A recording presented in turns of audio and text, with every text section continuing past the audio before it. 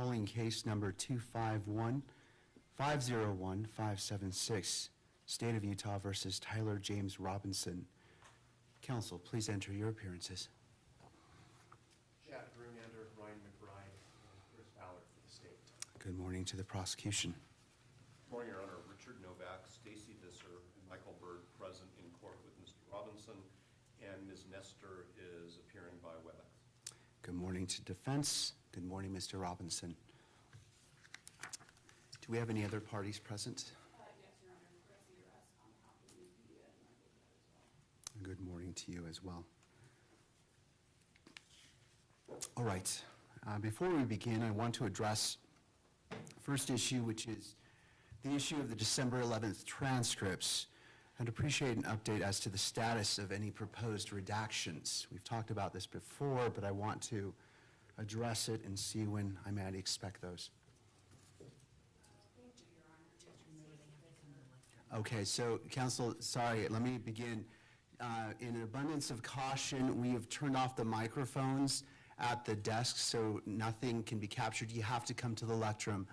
So what you have to say is important, and I certainly want to hear it. But we're doing that to ensure, to be cautious. Ms. Thank Visser. you. Your Honor, I actually think the court reporter filed the transcript with the court last night, the redacted version, fully redacted. So I believe that's taken care of. All right. Well, that's good to know. Mr. Ballard. Yes. And you have to come forward. Sorry. We're going to get our steps in today. Just going to agree that that's, my understanding is that's been filed. We've agreed on the redactions, and so that should be taken care of. Thank you. Thank you, Mr. Ballard.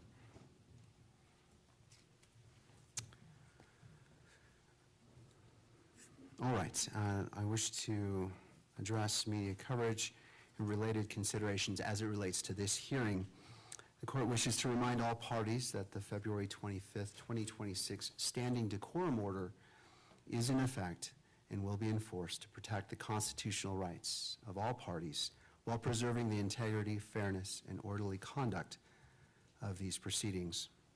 I would also ask counsel to be mindful of that the microphones, and we've turned off the microphones at your counsel table, but just to be mindful that microphones, even from the lectrum, can pick up conversations.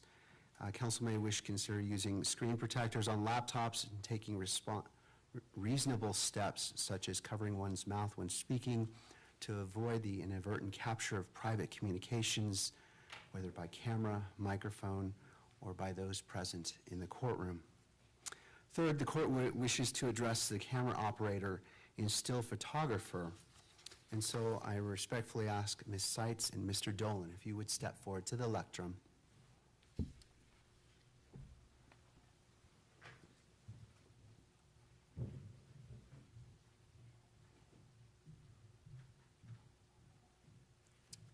Thank you. This is not intended to cause you any embarrassment or discomfort. I simply want to ensure that the expectations for today's proceedings are clear. So turning to Ms. Seitz first, during today's hearing, what is your primary role? Still photography, pool photographer. All right. Mr. Dolan. Video and pool video. Have you read the court's February 25th, 2026 standing decorum order, Ms. Seitz? I have. Mr. Dolan. I have also. Thank you. And so do you understand the guidelines as they relate to your responsibilities today, including the as outlined in the decorum order? I do. Thank you. I also do. Thank you. Do you need any additional time to review the order or to reposition yourself or the camera to ensure full compliance? I do not. I do not. Thank you. Do you anticipate any difficulty complying with the order? I don't. I do not either. All right. Thank you to you both. Thanks. And I appreciate your cooperation today and that we can make this proceeding move forward smoothly. Fourth, I want to turn to the state as it relates to discovery and just want to see if we could have just a brief update. Mr. Grunander. Thank you, Judge. Yes, for the record, we sent another batch of discovery to the defense as recently as last night. As far as the files that in our possession, we have provided 93.9% of those files to the defense at this point. We also, for the court's information, met with the defense yesterday, and part of the discussion centered on discovery, and we hand-delivered to them a hard drive containing information with respect to digital devices that had been seized as part of the investigation and analyses done by the RCFL, which is the Regional Computer Forensics Lab. That was a 24 terabyte hard drive. I don't imagine it was entirely full, but there was a large amount of information that was provided there. As I said, we met and talked about discovery. We talked about some of our expectations. We are candidly still waiting for some information. We had a meeting yesterday morning with some of our federal law enforcement partners, the FBI, the ATF, and talked about this issue of discovery and impressed upon them the need to have everything in their possession. We were assured that it's coming quickly. The ATF, for example, we expect to have their entire case file within the next week or so that we will disseminate to the defense. And we believe that that will have all of the underlying data in its original form that the defense could then use for their purposes with their experts. We are in the process also of reaching out to all of the local law enforcement agencies to ensure that we are in possession of all of the body camera footage from that day, as well as other information. We continue to work on that. As part of our discussions yesterday as well, probably the primary purpose of the meeting with the defense yesterday was to forecast what we anticipated presenting at the preliminary hearing that's currently scheduled for May. As far as the individuals that will testify, as well as exhibits, we will be preparing, while it's not required under the rules, we are going to prepare a witness list and an exhibit list that we'll disseminate to the defense with Bates numbers so that it could be easily found in the case file. We are also helping the defense to facilitate a meeting for them to examine the physical evidence that's in the possession of SBI.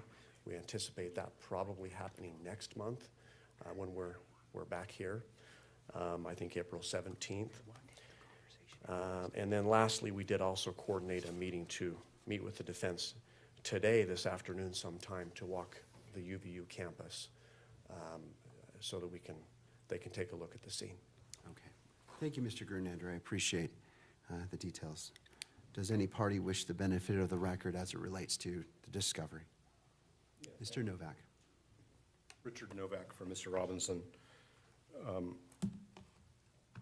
We can either address this now or obviously later this morning as the court wishes, but there's a connection between the discovery that we have not yet received, that the Utah County Attorney's Office has not yet received, and going back one layer further, the State Bureau of Investigation has not received, which is directly related to our ability to meaningfully prepare for the preliminary hearing.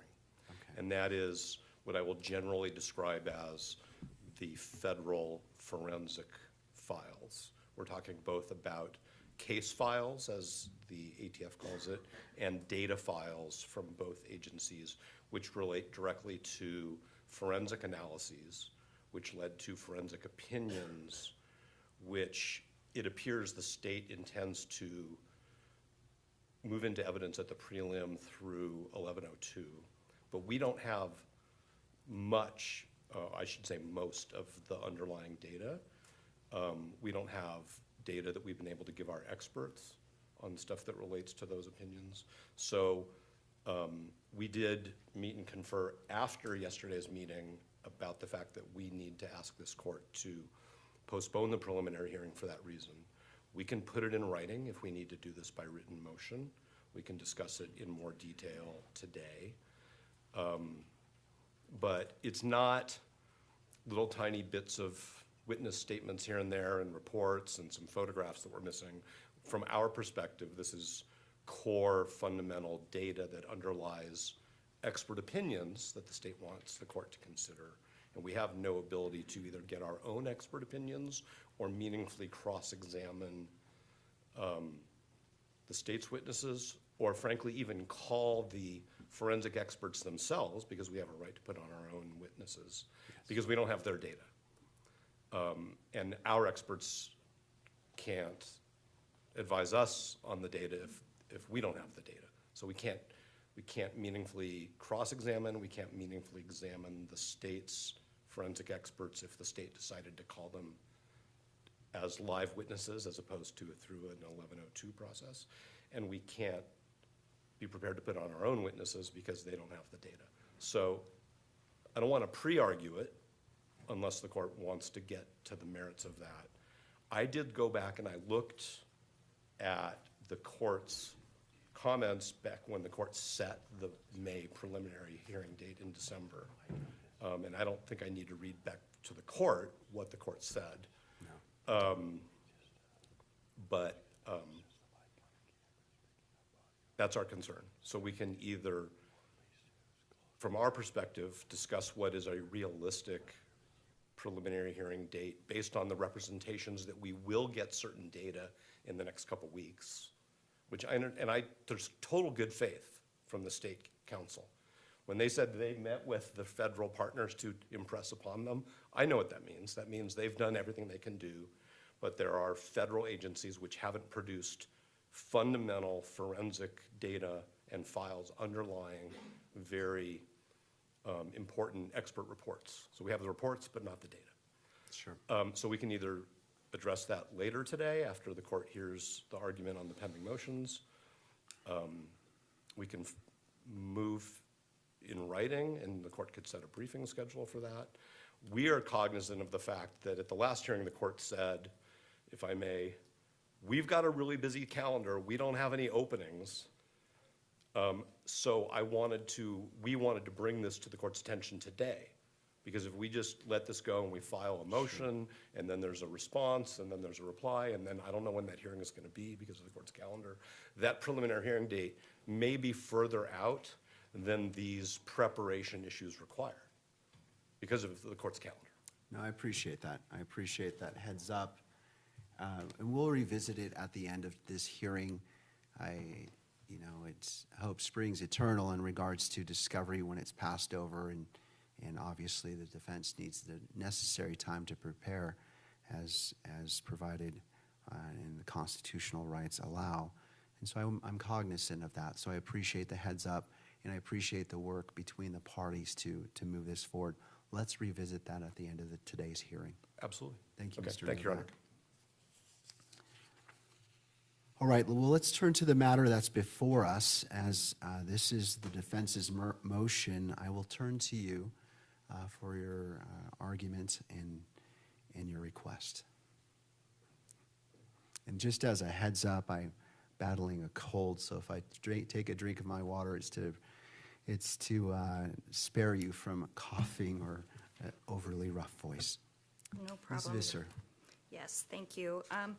I will be addressing the motion to classify the January 9th motion, kind of taking these in chronological order here. I know this court is kind of drowning in First Amendment briefing, so I don't want to delve too much into that aspect. Certainly, I'm open to answering any questions the court has, but I kind of want to start with just the very base level. We are asking the court to classify this motion and the attachments as private under Rule of Judicial Administration 4-202.04. The reason that we are asking the court to do this fundamentally is because we believe that the release of this motion and the evidence has a reasonable probability of impacting our ability eventually to impanel an impartial jury and for our client to have a reliable penalty phase should that occur. I want to start kind of with a little bit of a procedural history here. Back in October, November, early in the case, the defense and the prosecution met and conferred about how the government would preserve evidence in this case. And when the government, the prosecution, and any law enforcement agencies sought to conduct testing that might impact the evidence in particular ways, they were to provide us notice. And if we could not come to an agreement about that, we are required to file something with the court to ensure that the testing doesn't move forward. That's what occurred here. In December, on December 22nd, we received notice from the state. They filed a certificate of service for that notice, and they also informed us in the correspondence, essentially, that they were not filing the notice because they were concerned about their ethical considerations under Utah Rule of Professional Conduct 3.6, which basically says we should avoid making public comments that influence a case, and the comments specifically talk about particular evidence that might impact a case, more likely to impact a case. We agreed with this. We did try to come to a resolution, but ultimately, at the end of the day, we needed to preserve the issue. So in order to preserve the issue, we had to file something with the court. And honestly, there was a lot of back and forth about whether or not we could file it publicly, how we wanted to do that, because we have the same concern that the state voiced in that initial email. Are we putting something into the public sphere that will inappropriately enter into the minds of potential jurors and impact the case? Ultimately, we decided that we have two obligations. One is to preserve the issue, to ensure our client's right to due process and his right to effective assistance of counsel needed to be preserved. We needed to file this and put the court on notice in a way that this court can make a ruling on it should that become necessary. And I will say, Your Honor, that we continue to work on this issue with the state. We're still negotiating it. We are not asking for a hearing on the underlying motion because we think we can likely resolve it. It was almost to the point where we contemplated potentially asking to withdraw the motion, but of course that doesn't really cure the record issue. So we are here. In addition to that, the other obligation, of course, is to ensure our client receives a fair trial. So we filed a motion to classify. When we filed the motion to classify, we did notify the state, and they took a slightly different position. They basically said, well, now that you filed it, we don't have the same concerns under Rule 3.6. I think those concerns remain. I don't want to talk about the evidence specifically in a public setting, so I'm going to choose my words carefully and maybe read a little bit more than I normally would. Sure. But the evidence is important enough. It is important. It is evidence that will be at issue in the case. But it is also in process, which is the whole point of the underlying motion, right? It's in process. There is more to be done. There is more the state wants to do with that evidence. So it is not in a place, in a position where we are going to be arguing about admissibility because it's not done, right? So what we're talking about is releasing preliminary evidence into the public sphere that has the potential to impact jurors. And it is important enough that we are concerned that it will sway people's opinions one way or the other. And I want to make clear that our concern here with selecting an impartial jury, really, it goes both ways. Whether the evidence is good for my client or bad for our client, whatever it is, it makes it harder to find impartial jurors if they are entrenched in an opinion about our client's guilt or innocence. Either way. So we don't want to be putting out evidence as the defense that will sway the public opinion. We've already told the court we're not fighting this case in the public. We're not trying to sway the public in favor of our client's innocence. That's not what we're doing.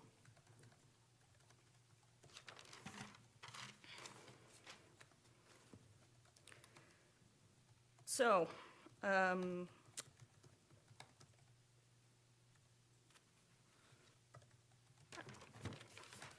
I also want to address one issue that I've seen generally arising in this case, and I think it deserves some comment. There seems to be an idea that flooding the public sphere with information or evidence from this courtroom will somehow dispel conspiracy theories or shift public narrative. That in and of itself is concerning to the defense. No one should be worried about that. All we should be worried about is protecting what happens in this courtroom. We believe that preemptively releasing evidence that we needed to provide to this court in order for this court to make an informed decision is just one of those actions, is one of those things that will negatively impact our ability to have a fair proceeding for our client. So we are asking that the motion and the evidence be classified as private, that this court consider our client's unqualified right to a fair trial and a reliable penalty phase should overcome the qualified right of access at this point.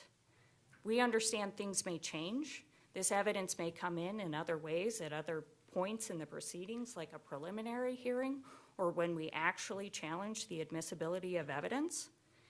But at this preliminary stage, we believe this is the appropriate course to take to protect the proceedings and our client's rights. Does the court have any questions for me?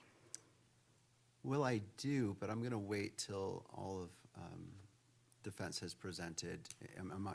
Is there another attorney that's going to be presenting? Yes, Mr. Burt is going to present on the other motions to classify and the motion to close the hearing in part on April 17th if the court is prepared to hear that.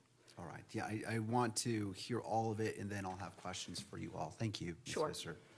Mr. Burt. Morning, Your Honor. Good morning. Michael Burt for Mr. Robinson. I'm going to be addressing the motion to classify what I'll call the camera motion, the motion to restrict electronic media. So there's a motion to classify that motion as private. And then there's a motion that was recently filed to close the select portions of the hearing that is scheduled for April 17th. Hey, Mr. Burt, just for clarity, would you mind referencing the docket number of these motions? Certainly. And for Ms. Visser as well. I just want to make sure we're tying it well in the record. So, Yes. Because sometimes we use different terms about talking about the motions, and if we use the docket number in conjunction with that, it just clarifies it for everyone's benefit. And I didn't mean to catch you off guard or. No, not at all, Your Honor. So let me take it chronologically. The motion to classify, motion to exclude still photographers, TV cameras, and microphones from the courtroom as private, that's docket number 310. Thank you. Then the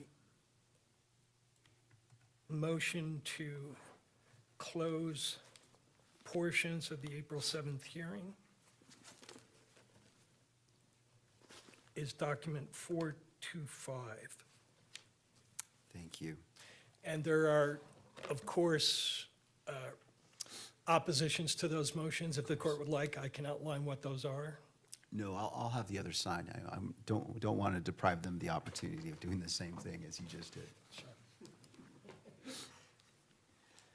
So in all, there's a lot of paperwork in front of the court. And Sure. obviously, I'm not going to repeat everything in there. But one of the cases that's cited by all parties, I think, is the Utah Supreme Court opinion in Kearns Tribute Corporation, which is 685 Pacific 2nd, 515. And there are a number of key points in that opinion that I'd like to focus the court's attention on. And as the court may recall, the issue there was whether there was a public right of access to a preliminary hearing. And one principle the court sets forth in the opinion is at page 519, where the court says, we believe the issue, quote, we believe the issue should turn on the precise nature of the proceedings in question. We limit our review to cases involving preliminary hearings. And then the court proceeds to explore the nature of a preliminary hearing and decides that because of the nature of that preliminary hearing, it, like the trial itself, should be classified as one that the press and the public have a right of access to. And the key portion of that discussion is at the following page, where the court says Utah's preliminary hearing is different from the preliminary hearing in some other jurisdiction in that it does not include hearings on motions to suppress evidence. Rule 7D1 provides, and then it quotes the rule, and the court goes on and says, as a result, the added risk of prejudice through pretrial disclosure of evidence targeted in a motion to suppress are not present in Utah's preliminary hearing. If the prosecution elected to try to use such evidence in the preliminary hearing in advance of a ruling on whether it should be suppressed, the defendant could seek special measures to avoid its public disclosure. So there I think the court is signaling that in a preliminary hearing context, if an issue of inadmissible evidence comes in, the appropriate procedure is for the defense to seek closure of at least that portion of the hearing where the evidence is going to be discussed. So the first point I wanted to make is court looking at the procedure we're asking to close a portion of, and that is the motion to preclude further electronic media coverage of the case. It is unlike a preliminary hearing in the sense that that hearing on the 17th is not going to include a motion to suppress evidence, obviously.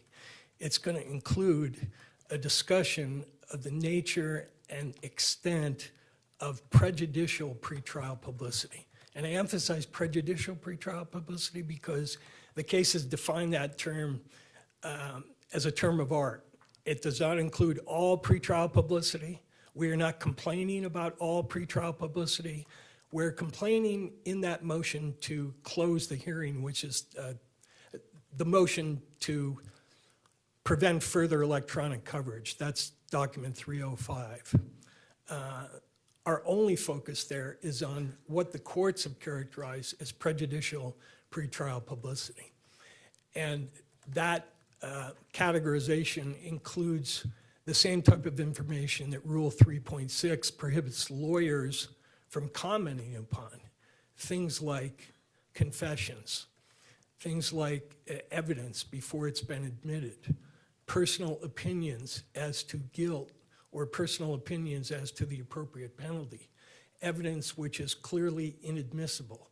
Those are the categories of prejudicial pretrial information that the courts and the rule focuses on. So our motion to preclude further electronic coverage details, and what the media says in too much detail, the kinds of prejudicial pretrial publicity that have characterized this case so far. So the hearing and the standards that the court is governed by under the rulings that we cite, particularly the James case, the Utah Supreme Court case says, in deciding whether there's a reasonable likelihood of prejudicial pretrial publicity, the court has to consider a number of factors. And one of those factors, the size of the community, the nature and extent of the pretrial publicity. So as part of our burden, we have to show the court, through evidence, what is the nature and extent of the prejudicial pretrial publicity. And by definition, that prejudicial pretrial publicity is inadmissible at trial. So we're not dealing with a situation where the court has not yet ruled on a motion to suppress. That issue comes up in relation to the other motion that Ms. Visser just talked to you about. We're dealing with a motion that by definition is putting forth in front of the court evidence which is clearly inadmissible at the trial of this case. Confessions, alleged confessions, opinions and statements by Ms. Kirk, statements by the President of the United States, statements, opinions by the Vice President, by the Governor, by the prosecution, by law enforcement officials. All of that prejudicial pretrial publicity is by definition inadmissible evidence. So in that kind of a hearing, is that the type of hearing that we're going to hold on the 17th that should be subject to a right of access? The first issue which Kern says the court should consider. And my argument to the court is that it's not. It's not a traditional procedure such as a trial or a preliminary hearing where courts have recognized a right of access. But even if there is any sort of right of access to a hearing on whether the media, electronic media, should be excluded, the nature of that hearing has to be considered, and as Kern dictates. And I think the best description of the type of hearing we're talking about on the 17th is discussed by the U.S. Supreme Court in Estes versus State of Texas, which we cite in our 305 pleading. And in that case, like this one, there was extensive pretrial publicity, prejudicial pretrial publicity. And in that case, like this one, there was a motion to exclude further coverage by way of electronic media.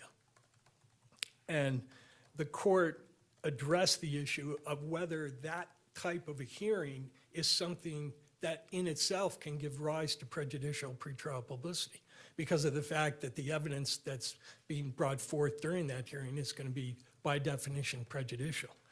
And the court in Estes, this is Judge Clark's opinion, says, this is at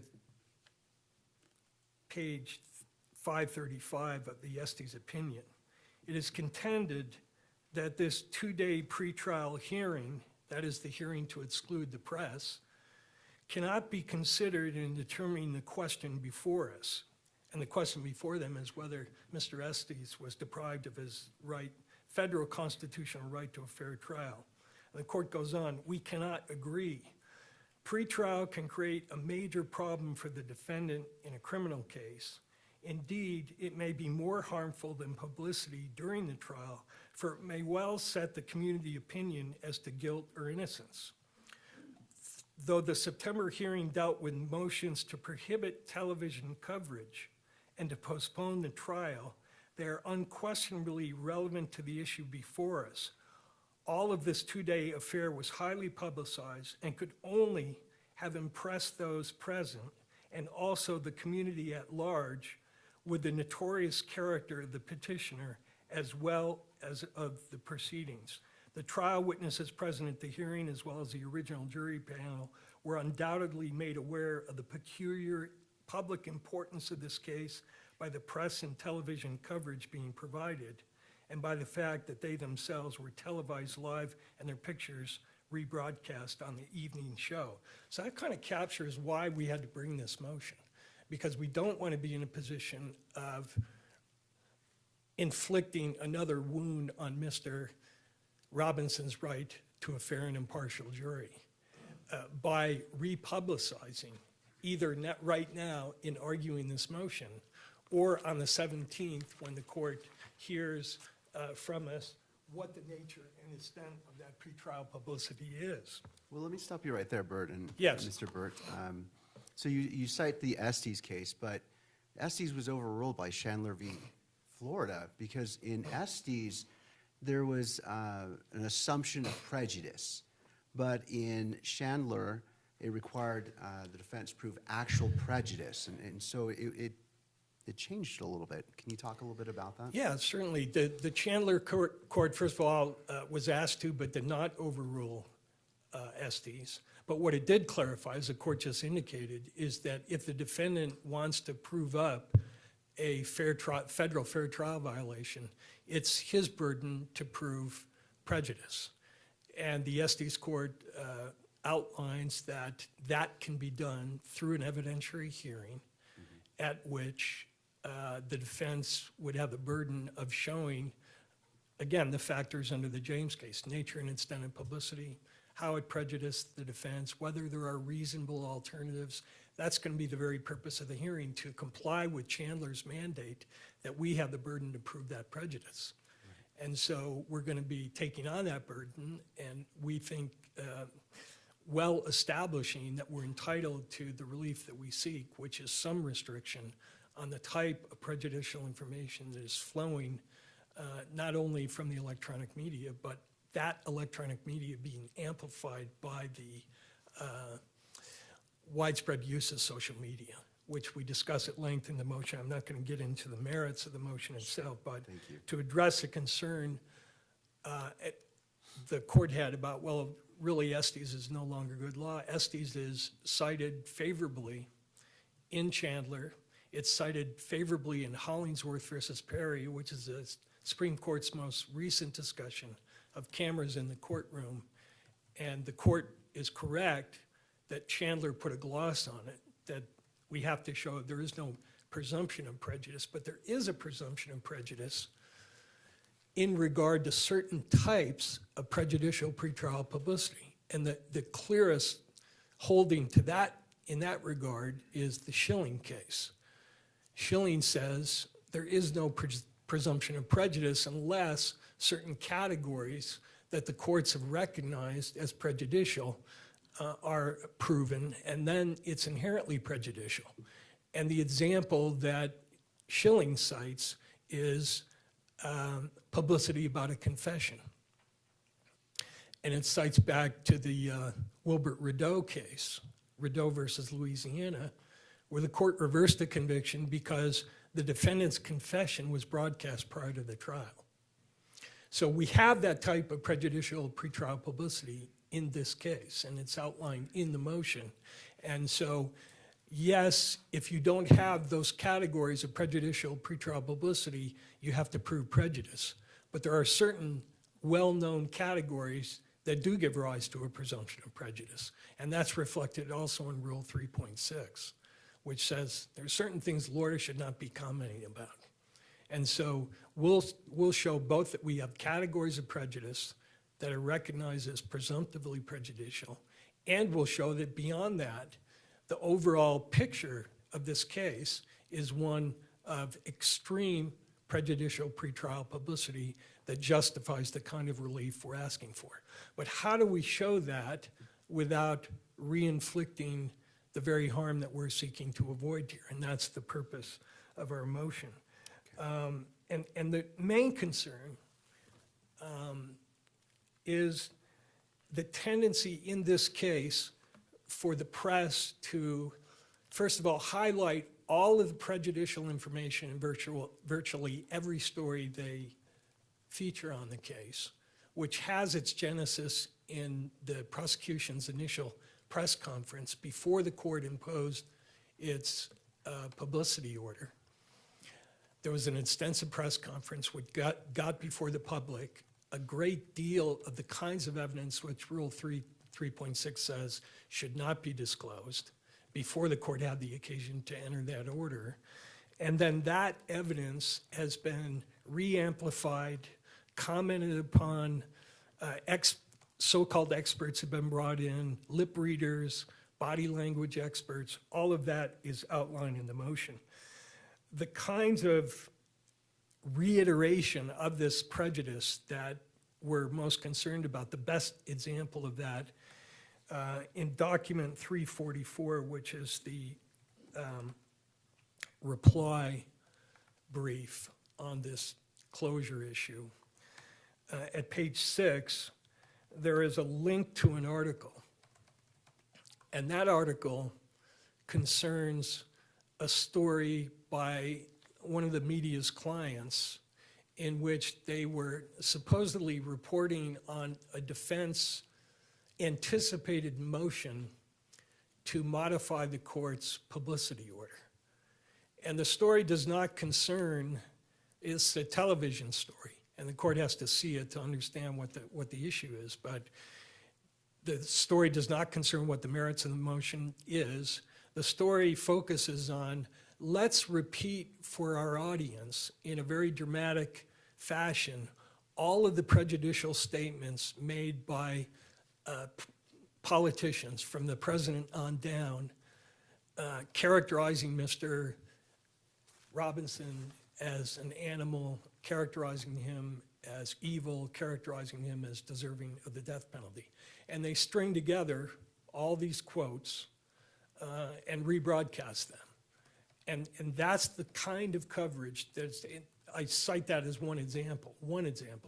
But if the court sat down and touched on all the links we have in the 305 motion, the court will see it's repeated over and over again. So we don't want to be in that position of putting in front of the court all of this prejudicial information, then having the press regurgitate it yet one more time and re-inflicting the wound that we're seeking to avoid. That same link to that same article is in document 305 at page 175.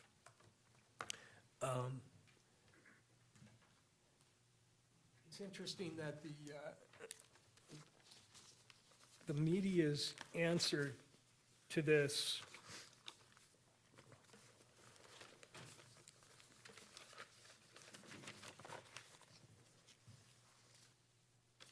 which I'll discuss, but I think I first need to return for a minute to the Kearns case.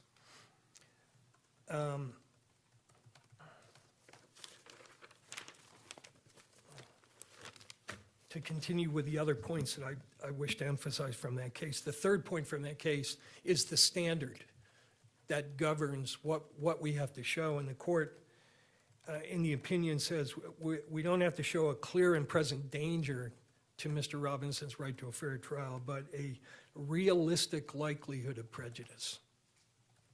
That's the standard the court will apply. And if the court looks at the standard for excluding electronic media, it's similar: reasonable probability, reasonable likelihood of prejudice. That's the applicable standard the court will apply. And the court also outlines the procedure to be followed on the motion that we're conducting right now. That is the motion on the hearing of whether the proceeding should be closed. And the court says, first, the hearing on the motion for closure should be open to the greatest extent possible, referring to this hearing that we're conducting right now. And then the court says, second, if disclosure of the alleged prejudicial material is essential to the conduct of the hearing on the motion for closure, the court should first seek a voluntary agreement from the parties who wish to be present that they will not disclose the alleged prejudicial information until it is disclosed at the trial or the trial has concluded. Absent such an agreement, the court may close the courtroom in order to conduct in camera whatever proceedings cannot be conducted without disclosure of the allegedly prejudicial information. So as I read that, the court's referring to the people presently in the audience who wish to be present during this hearing today, and that if they can't promise that they will not use information that I want to disclose in support of the motion today, then the court should conduct procedures in camera. Now, is it necessary for me to disclose to the court what my prejudicial information is? The media says in their motion that they filed yesterday, which is, I don't think I have a docket number for this, but it's entitled News Media's Memorandum in Opposing Motion to Close Portions of the Hearing, which is filed on the 12th yesterday. I don't have the docket number. I'm sure the media does, if there is one. But what they say is it's really not necessary for me to disclose to the court all the prejudicial information that we're relying on to justify moving to close because at page 2, they say, if the defense does not want to highlight certain information at the evidentiary hearing, it can choose not to. The information is already cited in the motion to exclude, so the court can find it there. That would be a good solution, except for the fact that the media is also opposing our request to keep the motion private. So it doesn't do us any good to refer the court to all the prejudicial information in the motion if the court accepts the media's position that that motion in itself has to be disclosed to the press. Because if it is disclosed, they're going to take that motion and they're going to reiterate all the highlighted prejudicial information in that motion, and again, defeat the very purpose of filing the motion. A couple of other points that I wish to emphasize to the court.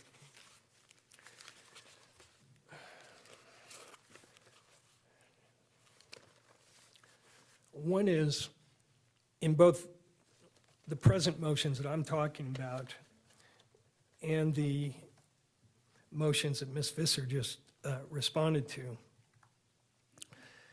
the media and the state, and the state are in, and the media are mini-me's of each other on this issue. Their pleadings are virtually identical, which calls into question why the media is even a part of this hearing. The court has not yet decided whether they have standing on this particular issue. And in your December ruling, you said that we were not obligated to file with the media the motions concerning restricting electronic media. In their latest opposition to the closure motion, they discussed their standing. But one of the issues in standing is whether we need the voice not only of one media lawyer, but of two media lawyers asserting the same position that the state, one of the parties in this case, is asserting.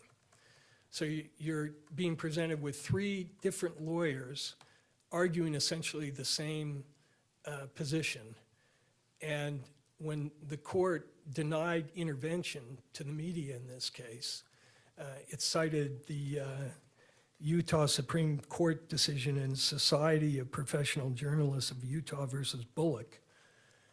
And there the court, Utah Supreme Court, addresses the issue of standing in detail.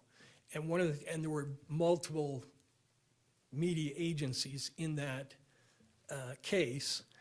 And one of the points the court makes is that although there are multiple media agencies, they're all representing the exact same interest. That is the interest of the public in open access to the proceedings, which is coincidentally the same interest the state is asserting in reference to this motion. So we do question whether the state even has standing, but You mean the press? I mean the press. All right. I'm sorry, Okay. I misspoke.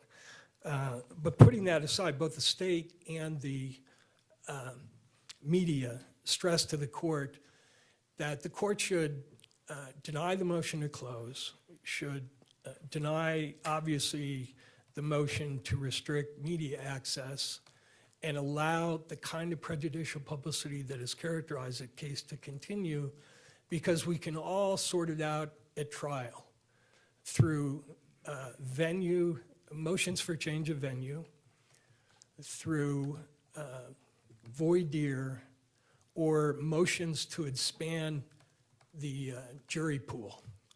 And I wanted, that issue is addressed in detail in our underlying motion, the lengthy motion. But just to highlight a couple of the points that we raised there, one of them is the Utah Supreme Court, in a case that Ms. Nestor is currently involved in, the Richens case, and this is cited in our motion, said that the court does not have the authority to expand the jury pool. So that remedy is not one the court can adopt. And in terms of the other remedies that are being suggested, neither the state nor the media cites what I think is a controlling case on this issue, which is Gentile versus State Bar of Nevada, which is 501 U.S. 1030, discussed in our motion. But there, Chief Justice Rehnquist, writing for the court, who is no fan of the criminal defendants, said, quote, even if a fair trial can ultimately be ensured through voir dire, change of venue, or some other device, these measures entail serious cost to the system. Extensive voir dire may not be able to filter out all of the effects of pretrial publicity. And with increasingly widespread media coverage of criminal trials, a change of venue may not suffice to undo the effects of statements such as those made by petitioner. So I don't know how many capital cases the media lawyers have been involved in, but for the last 40 plus years, I've done nothing but those trials. And I've been involved with using jury questionnaires, extensive individual sequestered voir dire. And the fact of the matter is that voir dire is not an effective means in these cases. And to the extent it is effective in excluding people who hold prejudicial opinions, it calls into question other rights that are implicated. For instance, in a death penalty case, the jury has to be death qualified, both those who would automatically impose death and those who would automatically impose life. And there's a lot of research, this is an issue which will be explored down the line, but there's a lot of research which shows that that process skews the panel as unrepresentative. It excludes people who are knowledgeable because they read this media coverage. It excludes, the evidence shows, minority groups, women, and people that normally would be included in a representative jury. So yeah, you can voir dire a jury on whether they've heard the President of the United States say that Mr. Robinson should be executed, and you can exclude that juror from serving on this case. But given the demographics of this county, you're going to be excluding a large portion of the population. And then when you add to that the death qualification process, you no longer end up with a representative jury. You end up with what the U.S. Supreme Court in Witherspoon versus Illinois called a group organized to return a death verdict. But it's not a representative jury. So as Chief Justice Rehnquist said in his opinion, even if you employ these other means, they come with a great cost, and in this case, a great constitutional cost. So those are the main points I wanted to make to the court, and I hope I haven't repeated things that the court is already familiar with, but I'm certainly happy to answer any questions the court may have. Well, what I think I'm going to do is wait till the state makes their argument, and then I'll have questions. That's going to put the picture together for me. Great. And then have questions for all parties. I just want to make sure I hear it all, and I appreciate your arguments, Mr. Makes Burton. sense. Thank you, Your Honor. All right. Turning to the state.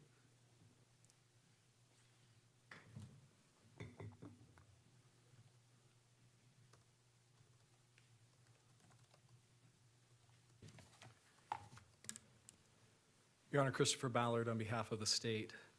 First of all, let me just set the table for the court because I think there's a motion pending that defendant didn't mention, and that's the motion to classify the reply brief in support of their motion to exclude cameras. Would Your Honor like that docket number? Yes. That motion is docket number 400. So as I understand it today, we've got 4 motions in front of the court, 3 of them dealing with classifying documents that have been filed. First is the January 9th motion. Then we've got a motion to classify the motion to exclude cameras, which Mr. Burt has just addressed. A motion to classify the reply in support of that motion to exclude cameras, which I just mentioned is docket number 400.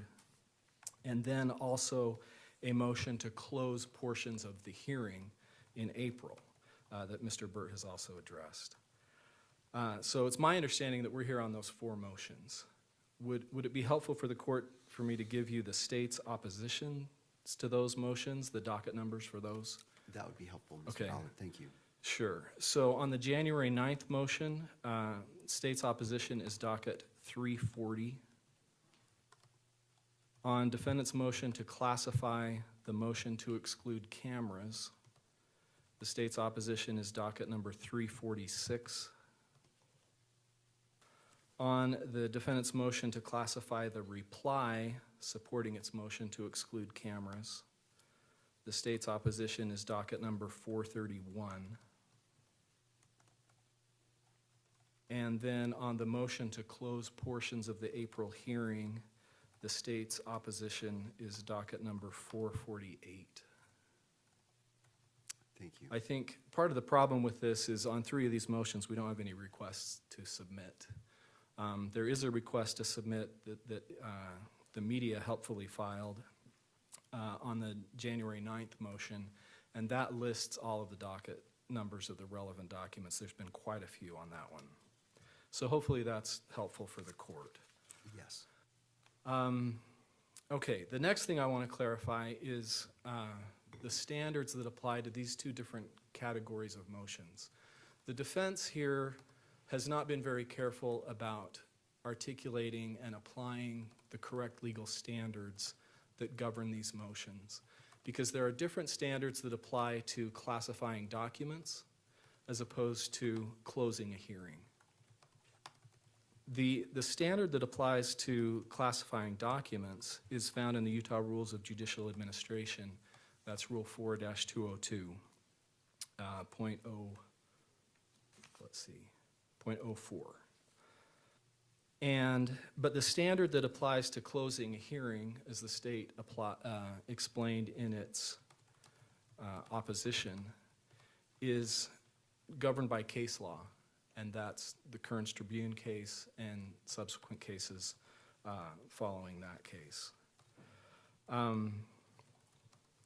And then I also want to just clarify that Rule 3.6 of the Rules of Professional Conduct that's also been mentioned, that rule, while it might be relevant because it talks about pretrial publicity, it does not govern any of these motions. Because Rule 3.6 talks about lawyers making extrajudicial statements. We're not concerned about any extrajudicial statements in any of these motions or in closing the hearing. Obviously, everything that's going to occur in the hearing is going to occur in court.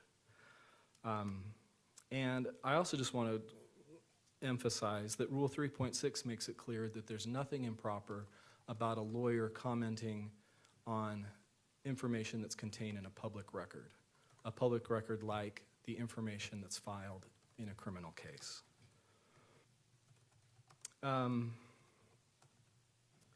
Now,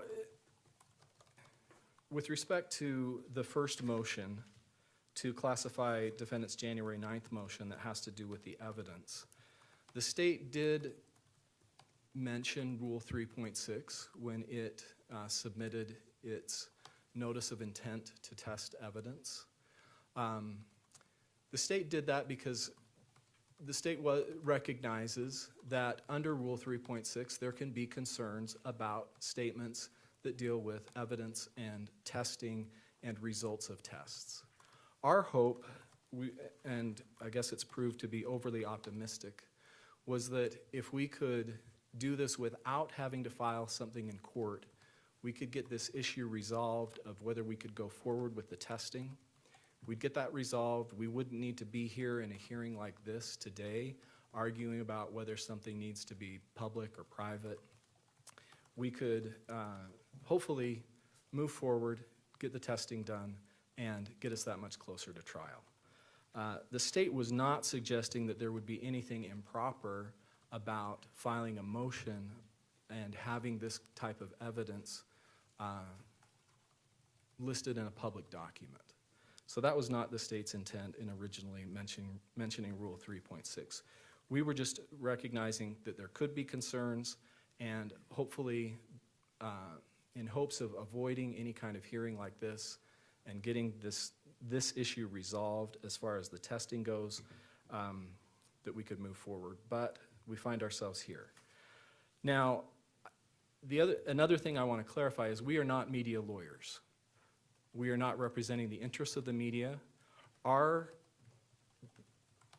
client is the people of the state of Utah, who do have an interest in the public nature of these proceedings.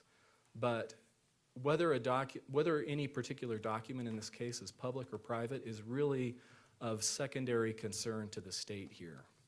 We're not trying to represent any kind of media interest, and I think it's improper for the defense to suggest that.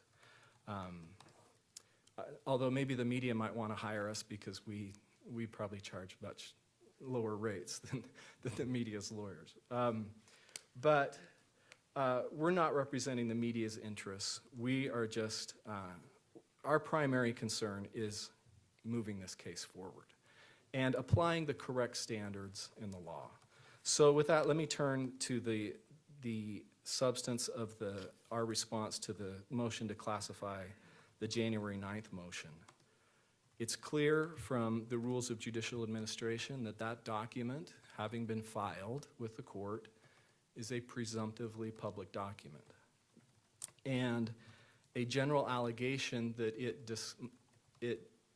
discusses evidence that might be inadmissible is not enough to deny public access.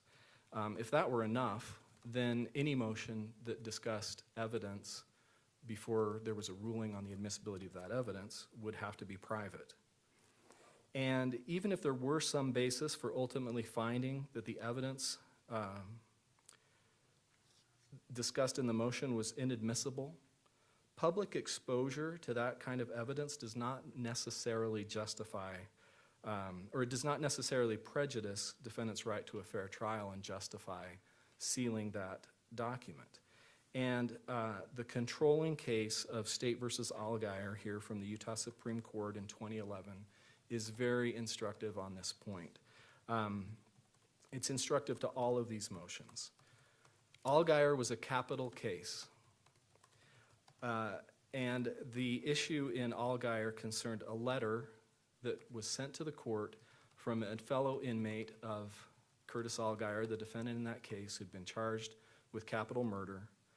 And the letter stated that the defendant had confessed to aggravated murder and also threatened the inmate and the inmate's mother if the inmate revealed that confession. I can't imagine any more potentially prejudicial information in a capital case. It's a clear admission of guilt. It's a clear admission of future dangerousness. So the defendant in that case obviously wanted to keep that letter private. But the court denied that request because that information that was in the letter was already contained in the public record. Now that fact is not necessarily relevant to this motion to classify the January 9th filing, but it is relevant to the rest of the motions here. But what the court said next in affirming the trial court's decision in Allgaier to release that letter is really instructive, because the court recognized that despite already circulating reports of highly prejudicial information, there were alternatives to restricting public access to the document. And those reasonable alternatives are the time-honored tools of jury selection. That's how we screen out jurors whose prior knowledge renders them unable to objectively view the evidence. And I think it's interesting in Allgaier that the court said those tools would be effective to protect the defendant's right to a fair trial, regardless of whether how that balancing came out, whether the court said, yes, this is so prejudicial, it shouldn't be released, or the risk of prejudice is not high enough to justify restricting access. That ruling, that holding in Allgaier coincides perfectly with the United States Supreme Court's analysis in the case of Press Enterprise 2, where they mentioned as well that through voir dire, a court can identify those jurors whose prior knowledge of the case would disable them from rendering an impartial verdict. And as far as this notion of the court can't expand the jury pool, that's certainly not the case. The court can summon as many Utah County jurors as it deems necessary to be able to seat a fair and impartial jury. What happened in the Richens case is that given that Summit County is a smaller population county, they tried to expand the Summit County jury pool with jurors from Salt Lake County. And there's nothing that allows you to take jurors from a different jurisdiction and add them to the jury pool. But we're here in the second largest county in the state. There's not going to be any problem with expanding the jury pool here. I'll just briefly touch on, as far as the other two motions, to classify the motion to exclude cameras and the reply in support of that motion. I think basically the same arguments apply. The only thing I would add there too is that this idea of where there's so much media coverage that you've got to necessarily find that there's some prejudice. I don't know that it necessarily works that way. I think that the fact that media coverage becomes so pervasive can also tend to dilute the effects of that media coverage, because when something becomes a constant drone, a lot of people tend to tune it out. Now, for sure, there'll be people that are fixated on this case, but we weed those out through careful questioning during voir dire. And I also point out that not all media reports in this case have been unfavorable to the defendant and favorable to the state. It's gone both ways here. There's media that the state's concerned about as well. So just saying that this is a content tornado or there's been a barrage of media coverage doesn't necessarily mean that there is going to be prejudice to the defendant. I'll turn then finally to the motion to close portions of the hearing. And again, there's a different standard that governs that motion. It's not governed by the rules of judicial administration. To close a court hearing, a court has to look at the specific nature of the proceeding at issue and determine, first of all, whether there's a presumptive right to public access to that type of proceeding.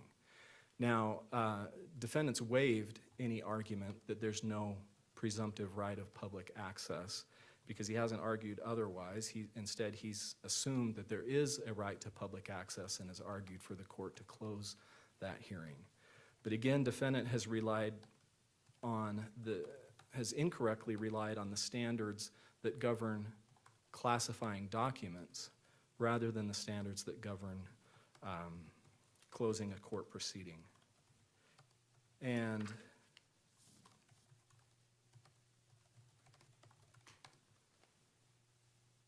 But the same arguments still basically apply, that the defendant would have to show that the closure is necessary to protect his right to a fair trial, and we don't believe that he could make that showing where most of the documents, or most of the evidence that's going to be discussed at that hearing is already public, and that's where that other portion of the Allgaier case comes in.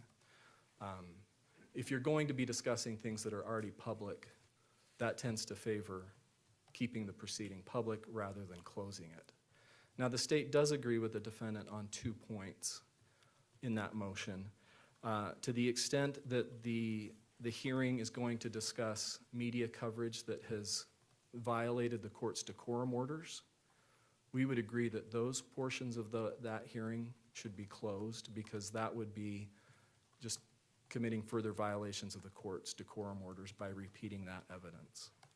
And then defendant has also mentioned that there are personal privacy concerns to some people, and that they want to discuss media reports that have created concerns about personal privacy and safety, and the state would agree that those concerns are sufficient to justify closing the hearing. So we would agree with the defendant that portions of the hearing that discuss decorum order violations and that implicate personal privacy and safety, those should be closed, but otherwise, that April 17th hearing should be open, especially where it's just going to be talking about things that are already public. Does Your Honor have any other questions? Not just yet. Thank you, Mr. Ballard. Thank you. Any other argument? Yes, Your Honor. Thank you. And counsel, remind me your name.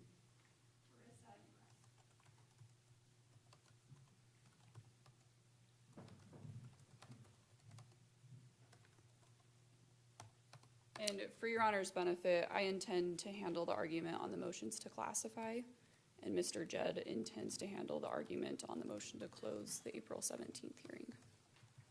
Thank you. So I'll start with the motion to classify the January 9th, 2026 motion. That's docket 285. And for the court's benefit, the news media oppositions are at docket 302, docket 337.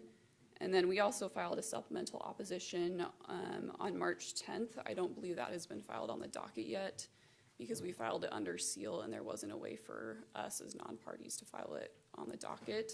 I will note that I do think the court granted our motion to file under seal, but it looks like the motion that was sealed, the opposition that was sealed was, I think, the incorrect opposition.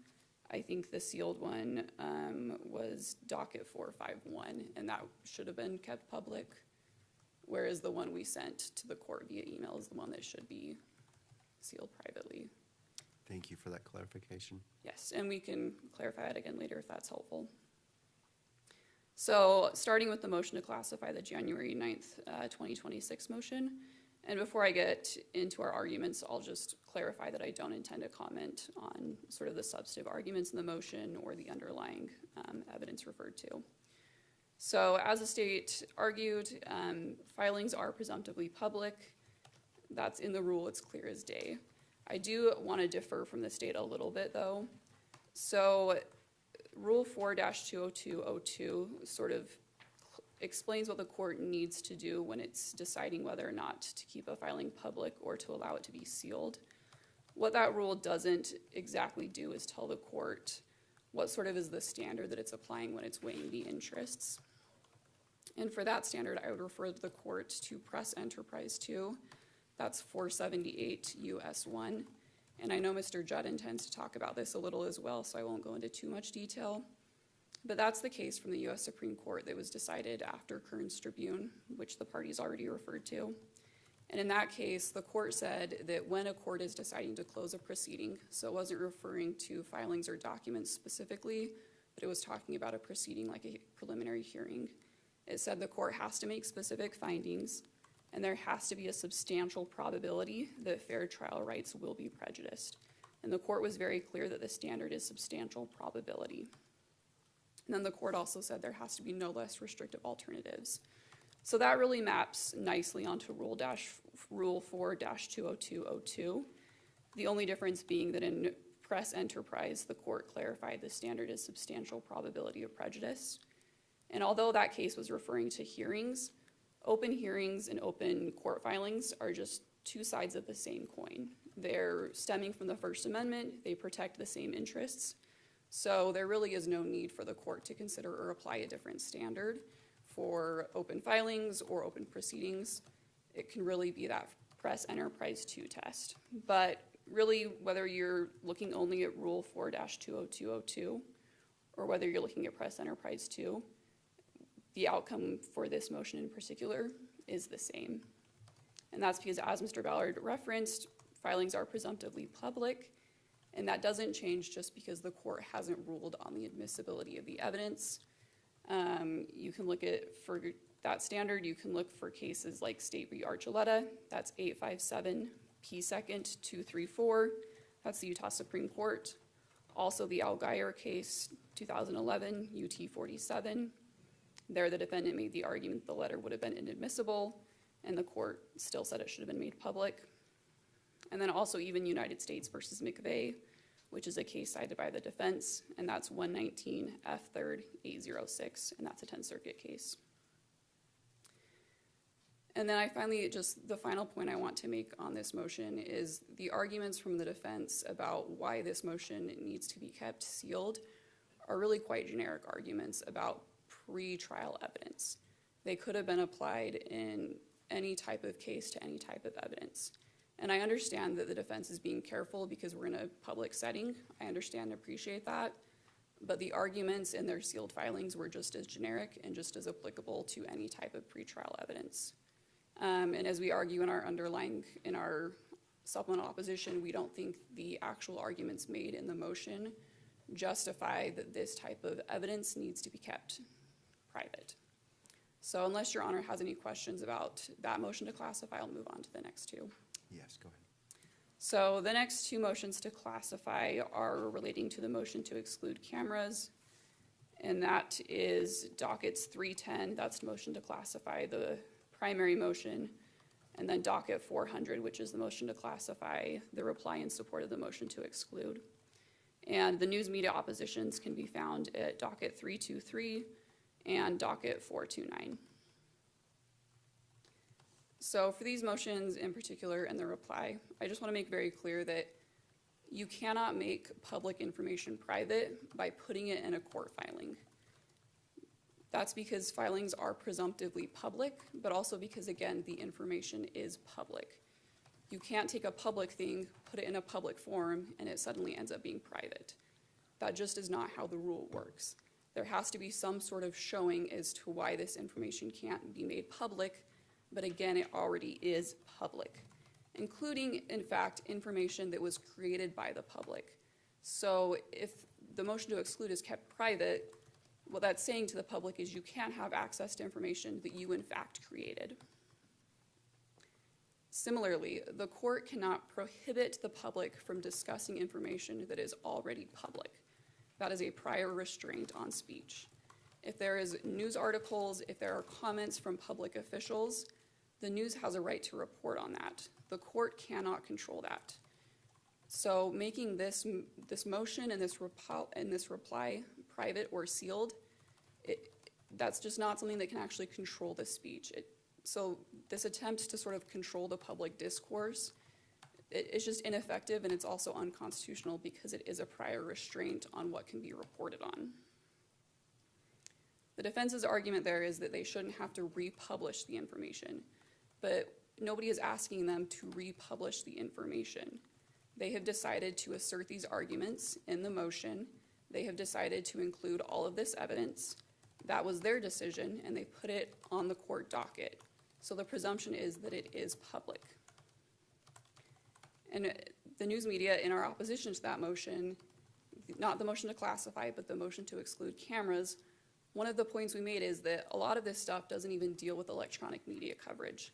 It's referring to statements made by public officials before the proceedings even began.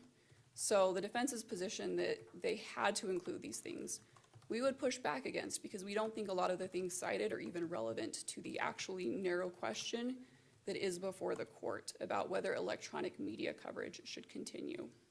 Because some of those statements aren't even really connected to electronic media coverage. They're connected to things that public officials said or did before the proceedings began.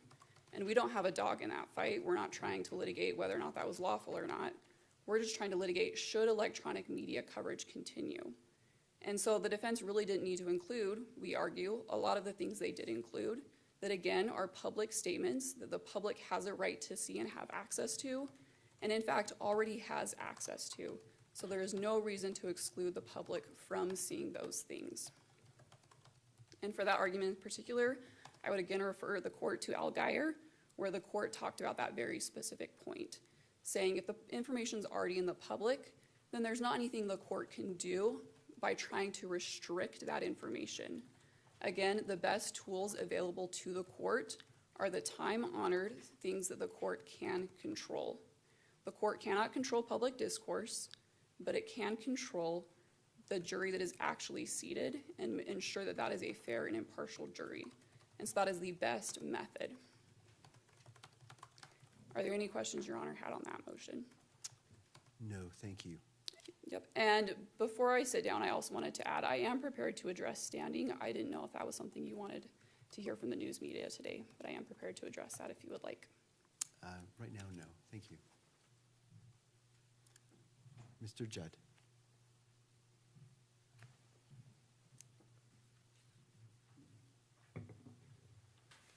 Thank you, thank you, Your Honor. As Ms. Uresk suggested, I'm going to address briefly the motion to close the April 17th hearing in part. The docket numbers for the briefing on that are docket number 425, that's the defense's opening motion. Docket 448, that's the state's response. And docket 451, that's the media's opposition. Ms. Visser at the outset said something that I'm sympathetic with. I know the court has a lot of briefing before it on these motions, and she mentioned that it felt like we were drowning in a First Amendment briefing. I don't think anyone wants to drown, but if I had to drown in something, I think I would drown in First Amendment briefing. Sounds delightful. The court ultimately needs to make a practical decision about each of these motions in front of it, and that's a tough task, and I want to help the court with that the best that I can. If the court is going to close or seal anything, the court has to make findings, and the court has to explain which interests it's weighing. It also has to do an important thing in determining that the restriction it's imposing on public access is the narrowest possible way of protecting the countervailing interests in favor of secrecy. So that's tough. The court's been through that several times already, including with the motion to disqualify and the hearing there. How do we identify an interest that we may believe justifies an exception from this rule that the public gets access to these proceedings? And then how do I make that as narrow as possible to ensure that if that interest needs to be protected, I am, but it's narrow. I'm grateful, therefore, that the defense, got this motion on file in time for us to discuss it today, so that we can talk about that April 17th hearing today in advance. And I'm also grateful that that motion and both oppositions recognize what I think has to be the case, which is most of that hearing, if not all of it, needs to be open. The two sides have talked about the kinds of hearings that are presumptively open. This is one of those. There's no reason that it shouldn't be. It's not a juvenile matter. It's not another type of sensitive matter that would qualify, and any argument to the contrary has been waived. So we start with the presumption that this is open. The defense also recognizes, I think, that most of it should be anyway, that the things that they seek to protect are some narrow categories of information. I think where we run into challenges is a lack of specificity.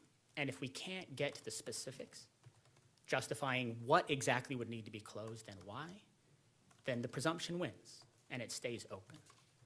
I see in the motion an argument that something about what they call a litany of potentially prejudicial statements may not want to be introduced. But of course, for the court to enter a ruling saying, okay, that part of the hearing will be closed, we have nowhere near the kind of specificity we would need to say what that would even look like. Would there be some sort of short colloquy where certain pieces of evidence would be introduced? If so, what? A certain statement by a public official? A certain news clip? A certain statement? We don't know. Because the motion that will be discussed at the April 17th hearing is 185 pages long, and it has, again, a litany of information. It's possible that there may be some part of some piece of evidence in that weighty motion that the court may be better to review in camera, right? So as to not publicize it again and risk this republication problem. But we don't know what that is at this point. Another suggestion is that the December 11th closed portion may be discussed there. I think that's gone. I think we now have a transcript that has almost all of that hearing open. The last piece is that there may be some kind of private and personal information. Sorry, there's two more. There may be some sort of private personal information, potentially for a witness. The court has, very narrowly in the past, in this case, identified one instance where keeping at least one bit of identifying information off camera may be appropriate. Maybe the court would see fit to do so again here, but we don't know what the ask is. And at this point saying, okay, I will grant the motion to close a portion of that hearing to the extent that it implicates some kind of private information would be impossible for the court to do, because the court can't do that balancing test that the rule requires without that type of clarity. The last piece is alleged violations of the Decorum order. Again, I struggle a little bit to understand exactly what would be presented that would justify closure. I think discussing, hey, we believe in these cases and these types of media coverage, there was something that was a violation. Something was shown that shouldn't have been, and here's the problem that it creates. Again, we want to show the media clip in which that decorum order violation was broadcast, I think that wouldn't justify or necessitate closing the hearing. The court could look at it on its screen. The defense could refer to what we're going to show you right now is the following kind of violation. In short, I think the task that's been put in front of the court to attempt to close part of that hearing right now is impossible. What would the court say, I am going to close at this point, when everybody decides that the vast majority of that hearing needs to be open? It may be possible when we get to that April 17th hearing that the court may be faced with a request to say, here's what we're going to present. We're going to put this witness up, and this witness is going to talk about this thing. And it may have a more complete ability to rule on that specific issue then. But as of right now, I think not only should most of that hearing stay open, which everyone has agreed to here, but in the media's view, everything should. The last thing that I want to mention is the unique feature, the unique nature of this hearing. There's all kinds of different hearings, and they may, preliminary hearings, evidentiary hearings, the trial itself, those all may have different standards. What's unique about this hearing, of course, is that this motion asks the court to turn off cameras, to mute the microphones, and to no longer let the public be the kind of participant in this hearing that it has, in this proceeding that it has been to date, saying not only should the cameras be turned off, not only should the microphones be turned off, but the argument as to why that should happen should be sealed from the public, and the public kept out of that hearing strikes me as the exact opposite of what the presumption of public access is meant to do. Of all the types of things that the public should be able to see argued, a question as to whether or not the public will be able to continue to observe the proceedings in the case seems like close to the highest potential instance in which public access should be granted in that case. We think this hearing should be open. The parties are taking all the measures that they can, and I know we have hard work from our people here representing the media and the public to try to abide by the court's decorum order. The court has done heavy lifting so far to initiate and refine that decorum order to balance the interests. We believe that that is the approach the court should continue to take, to continue to allow access, but to have appropriate restrictions to balance the interests. And we ask the court to do that with respect to the April 17th hearing as well. Thank you, Mr. Judd. Defense, do you want to have a response?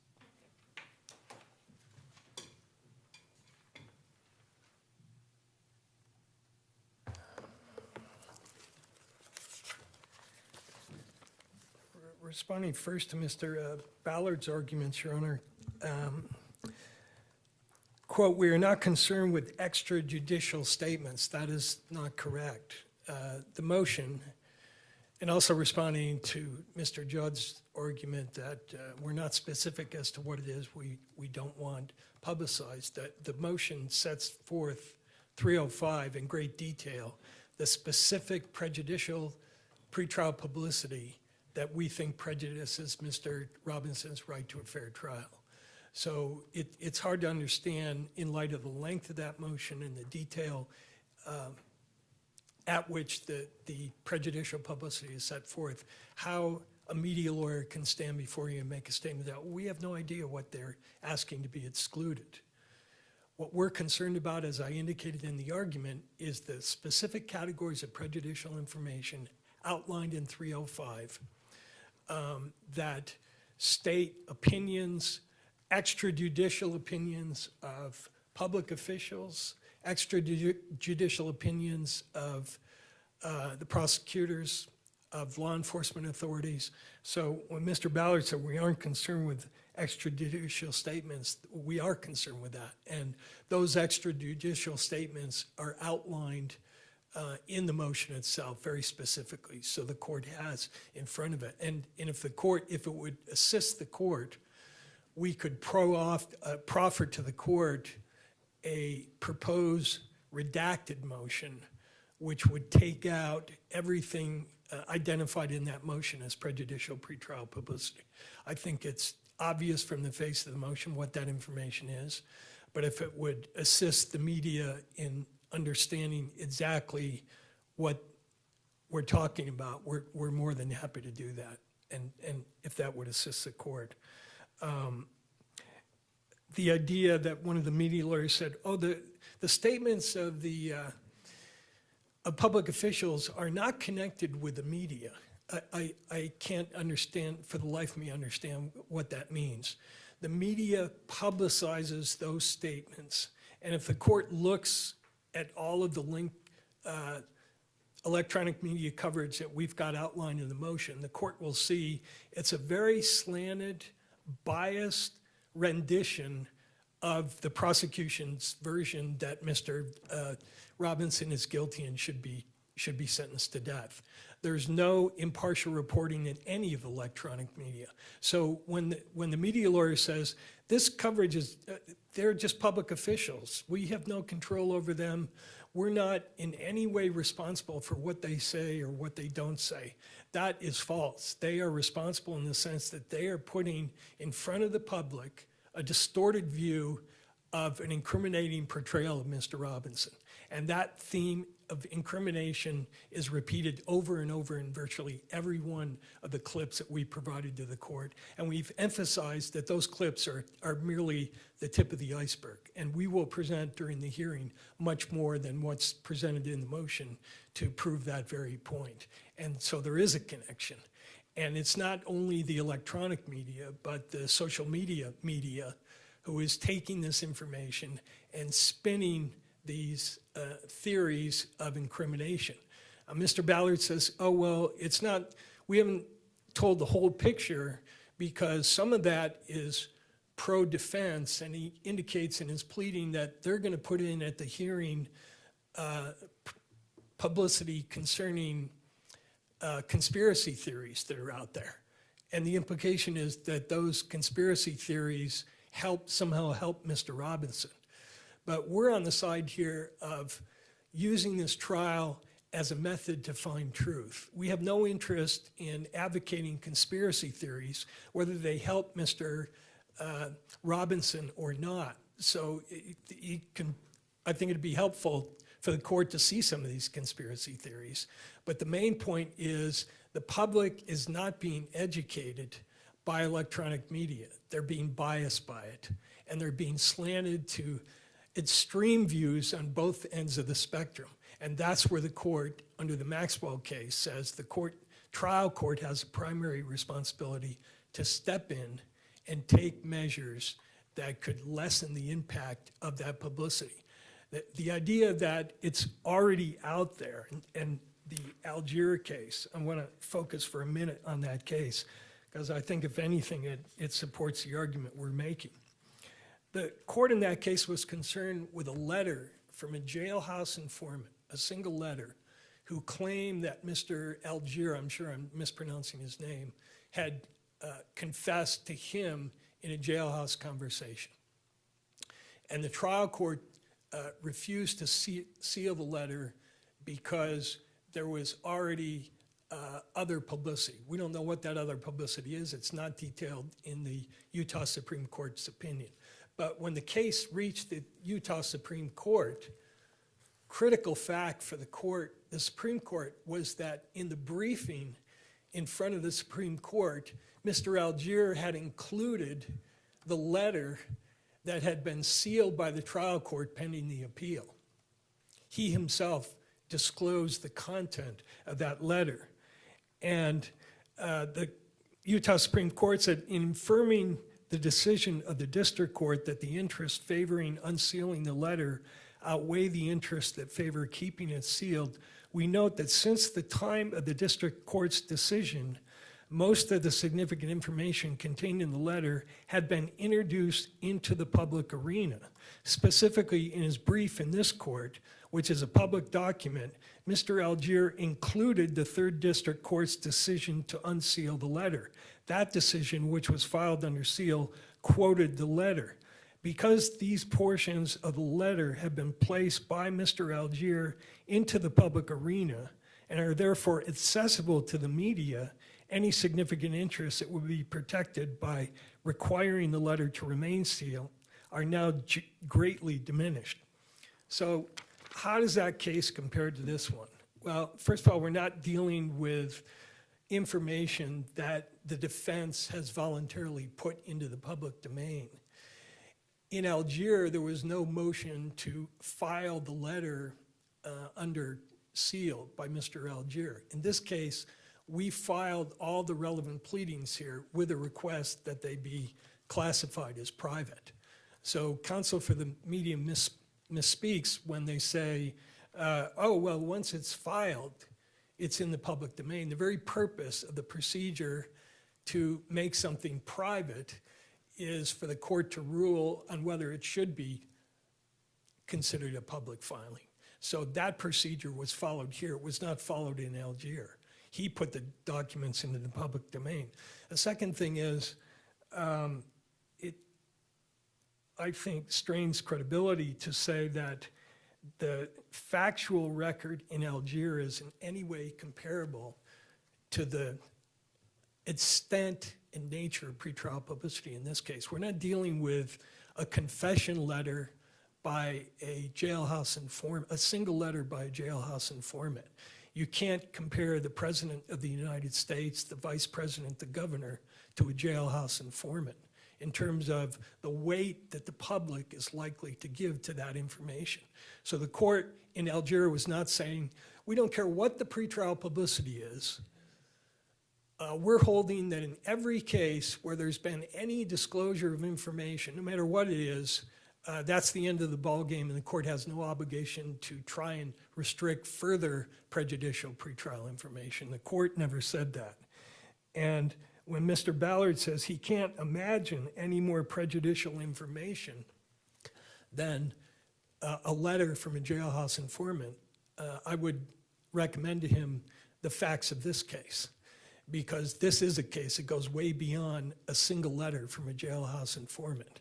It covers opinions by highly respected, in this county anyway, public officials who directly state that Mr. Robinson is guilty and deserves the death penalty. And Mr. Ballard says Rule 3.6 has no relevance here. It has relevance to the extent that it defines what prejudicial pretrial publicity is. It defines what the categories are. And the Levitt decision, which is cited in our motion by the recent decision by the Utah Supreme Court, emphasizes that the categories outlined in the commentary of Section 3.6 identify what those categories of prejudicial pretrial publicity are. And it's not, again, unlike Algiers, we're not talking about a single instance.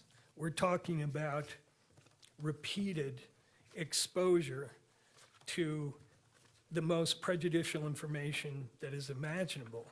And what will come out of today's hearing will be more of the same.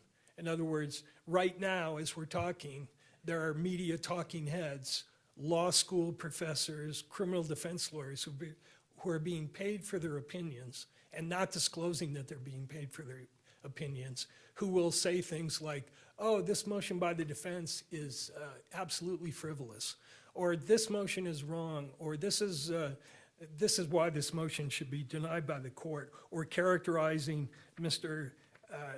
Robinson's demeanor, et cetera.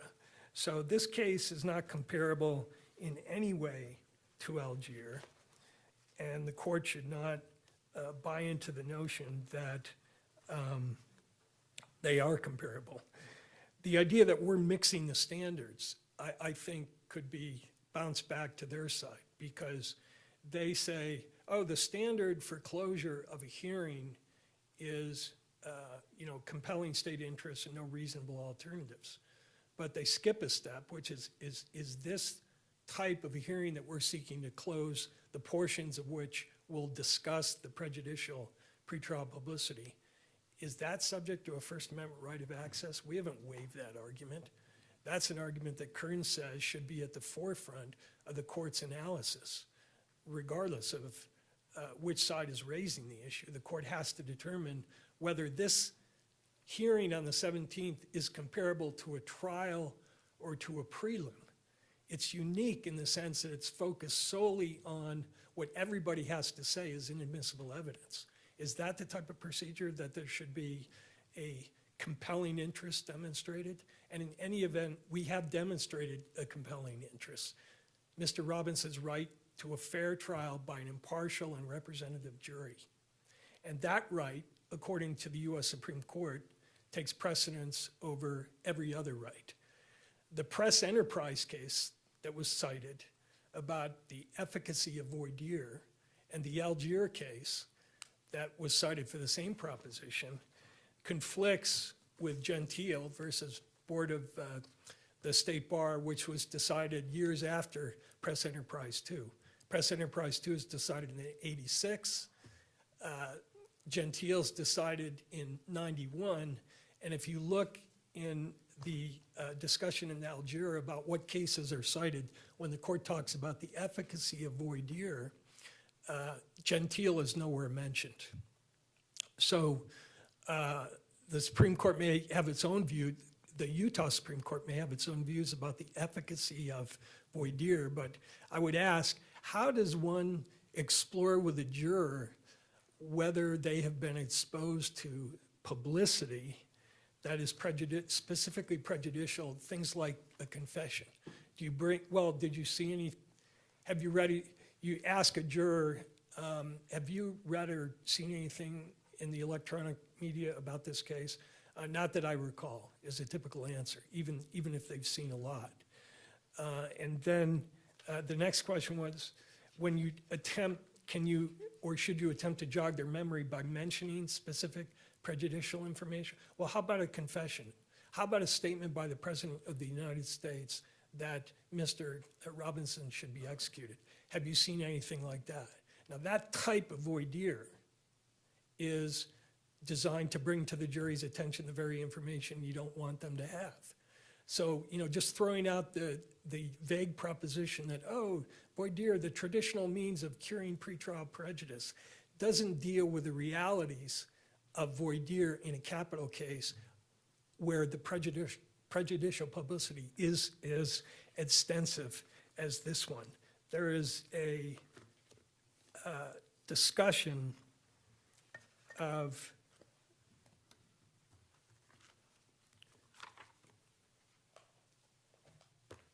this issue in an older case,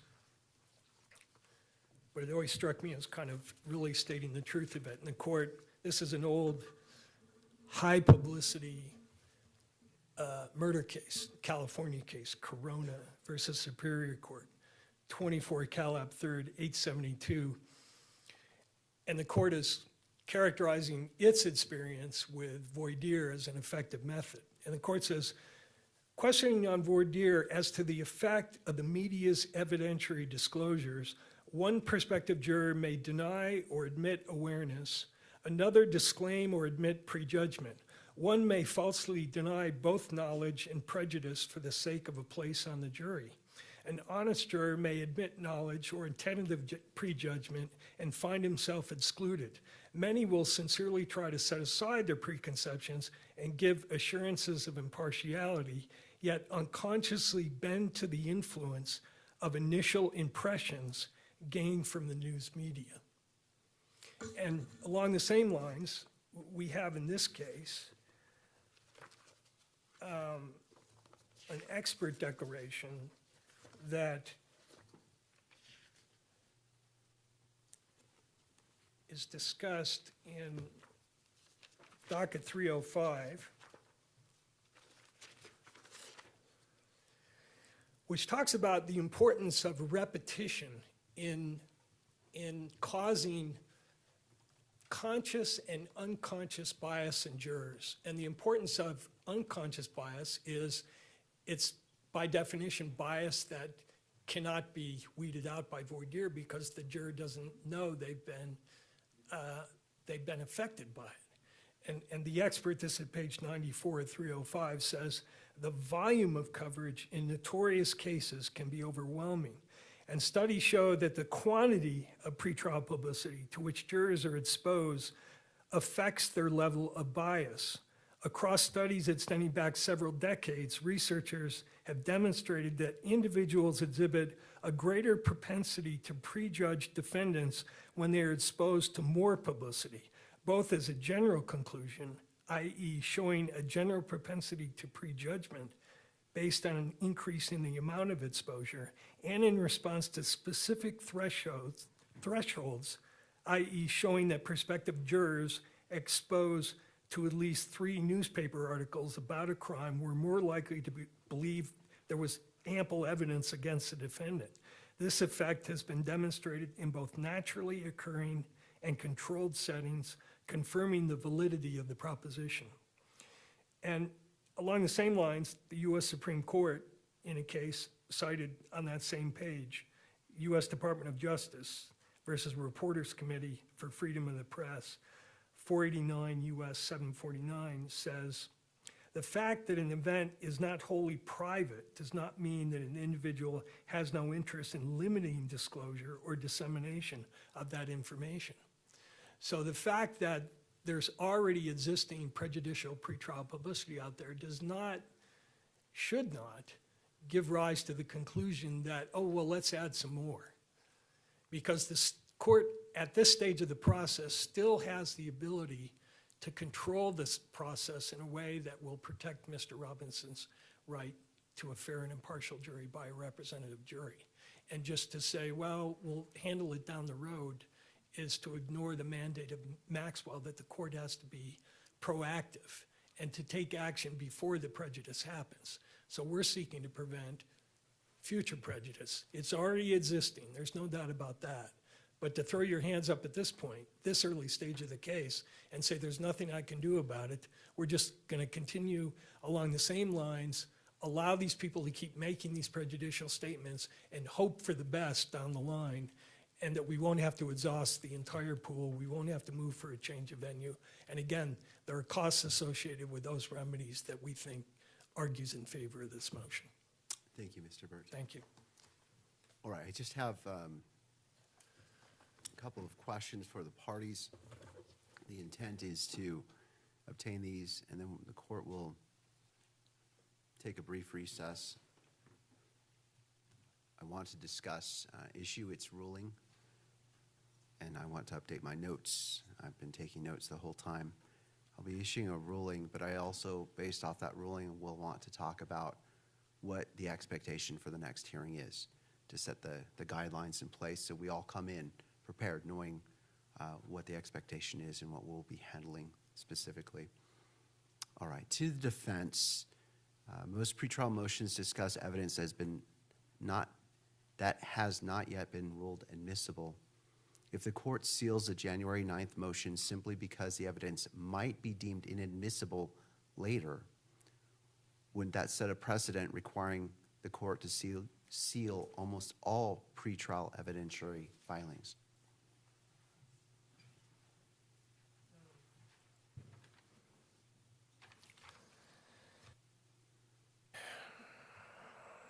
I think it would depend on the nature of the evidence. In other words, if it's evidence that doesn't go to the heart of the case, court always has to consider the nature of the evidence. Right. Here we're talking about essential forensic testing opinion evidence. And so that puts it into a category that I think is distinct from any and all motions having to do with any sort of evidence. There may be some evidence that doesn't fall into that category.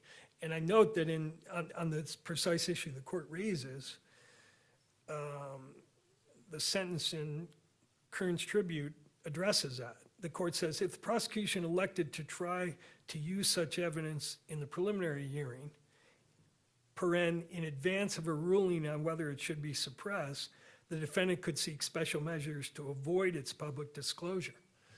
So I read that as saying the court is not really focused on whether there has been a ruling on admissibility. It's, again, what is the nature of the evidence? Why are you trying to disclose it? And I think the court can make reasonable distinctions between, is this the kind of evidence that could cause problems, or is it, in the harmless error category? Thank you, Mr. Burt. Sure. In offering the opportunity, do the other parties wish to respond to that question? You don't have to, but if you want to, I certainly want to give you that opportunity. No, Your Honor, thank you. All right. I'll just respond to Your Honor. All right.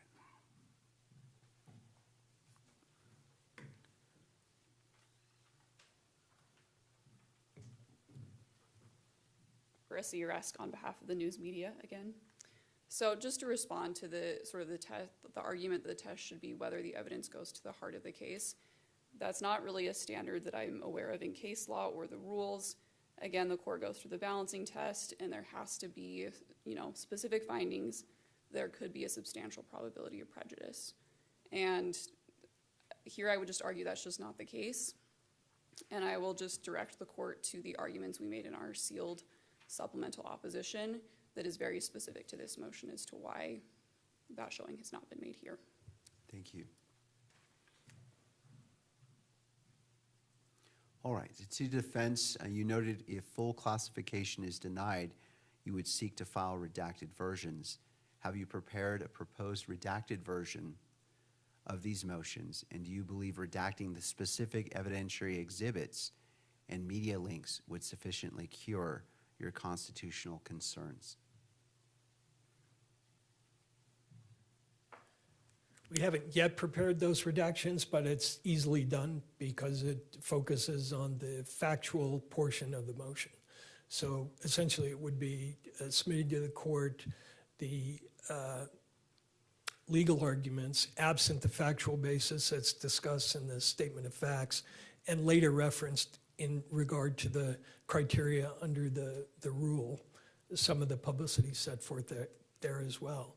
So it can be easily done. It would satisfy the concern insofar as the motion goes. What you would lose in that, I think, is at the hearing itself, having the court have the ability to actually listen to the evidence. I'm not sure, I think that falls into a different category. In other words, the motion is one thing, but presenting it live to the court, I think presents a different issue. And perhaps that can be addressed by submitting to the court in camera the clips that are outlined in the motion, which that would satisfy our concern. But the only other thing I think could arise is if experts are commenting on something the court has considered in camera, those opinions might disclose that information. So that could be a special problem. But in general, I think redacting the motions and providing the court with a disk or a thumb drive that contained the clips with the understanding that that would not be disclosed. In other words, by providing that to the court, the media would say, oh, you provided it to the court, therefore it's filed and we're entitled to it. I think the understanding would have to be the court is being provided this with the understanding it is private. And to answer the court's question, I think those kind of remedies would resolve the issue. Thank you, Mr. Birch. Sure. All right, turning to the state, the defendant argues that publicly filing the motion to exclude forces them to republish prejudicial media links and private information protected by grandma, effectively doing the media's work for them. Does the state acknowledge any risk to the integrity of the proceedings by hosting a consolidated repository of this potential prejudicial material on the public docket? I think, defendant, you can't ignore the fact that there is a risk that when you repeat something, it's emphasized. Certainly we agree with that there's a risk of that. I think Allgaier is controlling, though, where it says the fact that something is already public tends to support that should remain public, and that Allgaier, it didn't directly address whether that would risk republication, whether the republication would risk emphasizing, but certainly that's the undertone there in Allgaier. And I just wanted to clarify one point there. If you look at paragraph, just let me grab my computer. Sure.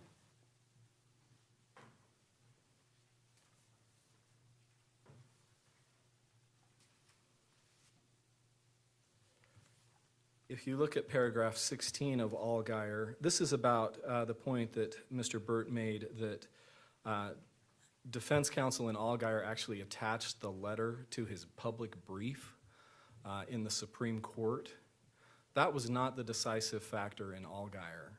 All that did was give the court even greater confidence that affirming the district court's ruling to release the letter was correct. If you look at paragraph 16 in Allgaier, about halfway through the paragraph, it says, "The district court considered the specific language within the Cobb letter." Cobb is the name of the inmate. The specific language within the Cobb letter and its potential impact on Mr. Allgaier's right to a fair trial. But the district court concluded that given the amount and type of prejudicial information already in the public domain at the time of its decision, unsealing the Cobb letter would not undermine Mr. Allgaier's right to a fair trial. So the district court's decision was based on what was already in the public, the information that was already public when the letter came before the court. The letter at that time was still sealed. And then the Supreme Court does not say, it doesn't question whether that balancing was correct or not. It says we are, in affirming the decision of the district court, we note that the letter there's even more information of the same kind that was already contained in the letter because the letter itself was now attached to the brief.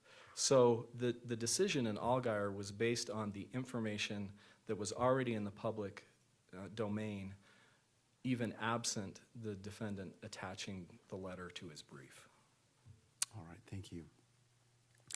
Court has no further questions.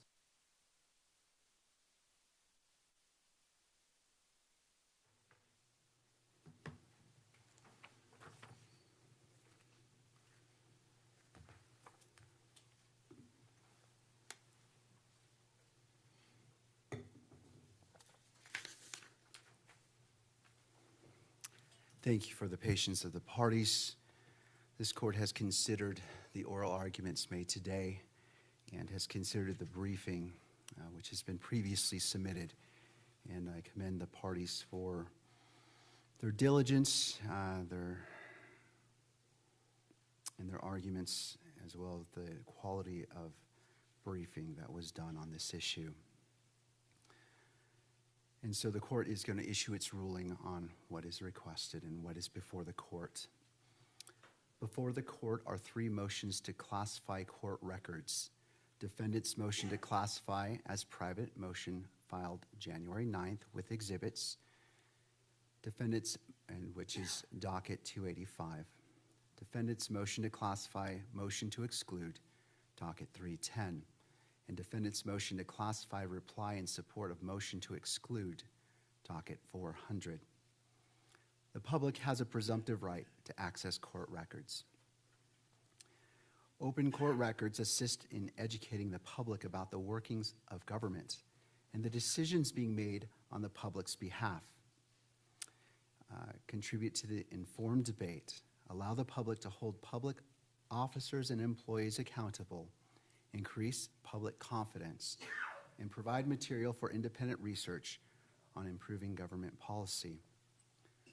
The right of access, however, is not absolute, as cited to in Algier. Other factors may favor closure of the records, such as protecting personal privacy, non-parties participating in the court proceedings, and a defendant's right to a fair trial. A court may consider any relevant factor, interest, or policy in favor of and opposition to closure in determining whether to classify or close all or part of a court record. In making its determination, a court must make findings and conclusions about specific court records, identify and balance the interests favoring opening and closing the record, and, if the record is ordered closed, determine that there are no reasonable alternatives to closure sufficient to protect the interests favoring closure. With this legal framework in mind, the court now turns to the pending motions to classify. And as it relates to defendant's motion to classify as private motion filed January 9th with exhibits docket 285. Defendant seeks to classify a motion filed on January 9th, 2026 as private because it addresses evidence that has not yet been found to be admissible, and it is of a nature that could easily taint potential jurors. If the court denies his motion to classify, defendant requests an opportunity to file a public version of the motion that redacts the attached exhibits and details from the exhibit discussed in the motion. Defendant does not provide any specificity explaining why the potential evidence discussed in the underlying motion is of such nature that its disclosure could taint the jury pool. The potential evidence discussed in the motion is technical and discusses the process of scientific and forensic testing of physical evidence. It does not contain any obvious private or inflammatory information. And while the evidence has not been admitted at trial, there is no pending motion to exclude it.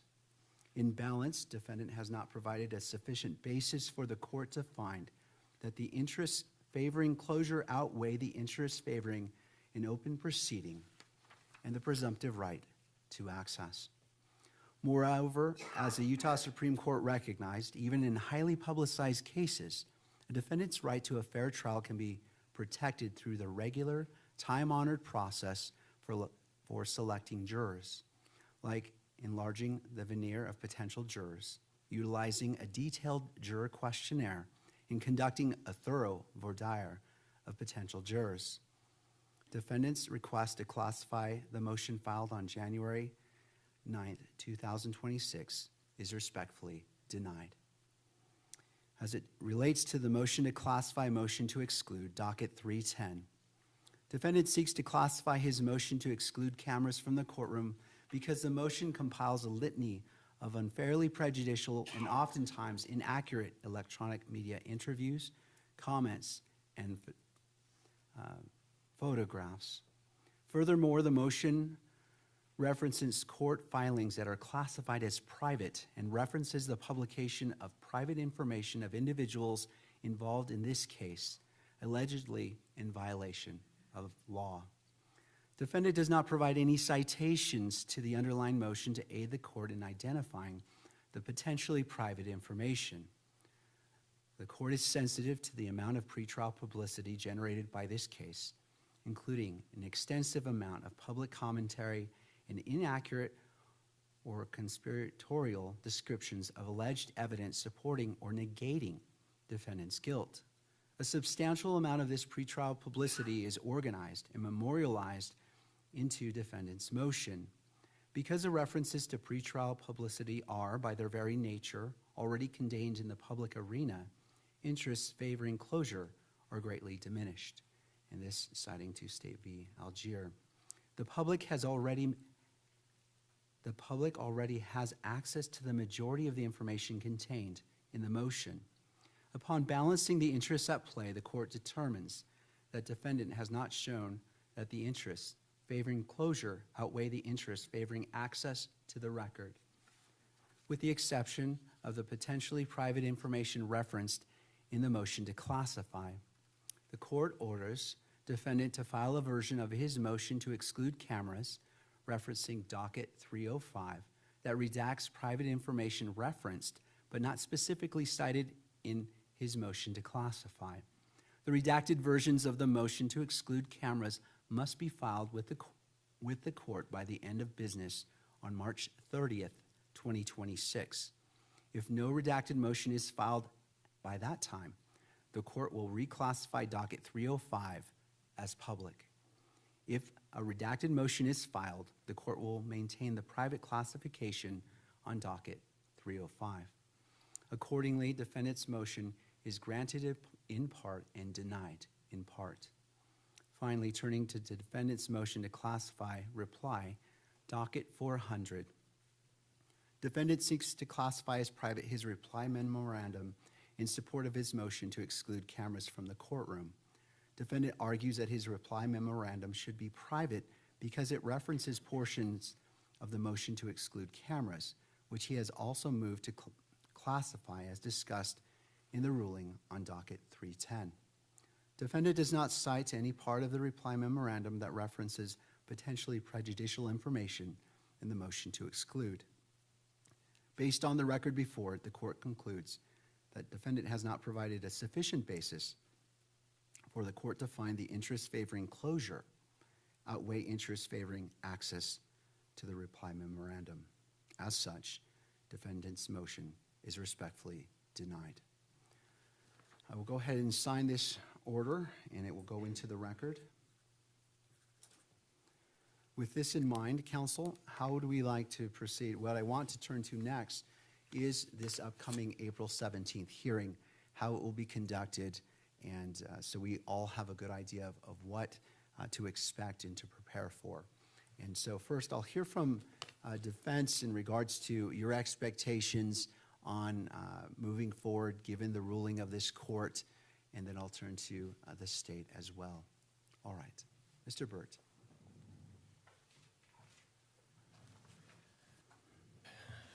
So, Your Honor, we anticipate calling several witnesses. One witness would be in the nature of a foundational witness who would summarize for the court the nature and extent of the publicity. Would be testifying to certain things like publication, scope, number of times certain articles have been referenced. We would be playing for the court the various clips that are referenced in the motion as well as others not referenced to provide the court with an overview of what we think the court needs to look at in terms of the nature and extent of the publicity. Then we would also be producing a expert witness whose declaration has already been provided to the court and to the parties. And that expert would testify to the facts and opinions outlined in the declaration that is attached to document number 305. We'd also have a third witness potentially who would be testifying to laying a foundation and testifying about a public opinion survey that is in progress right now. And that would be the extent of our evidence. All right, thank you, Mr. Burt. Sure. To the state.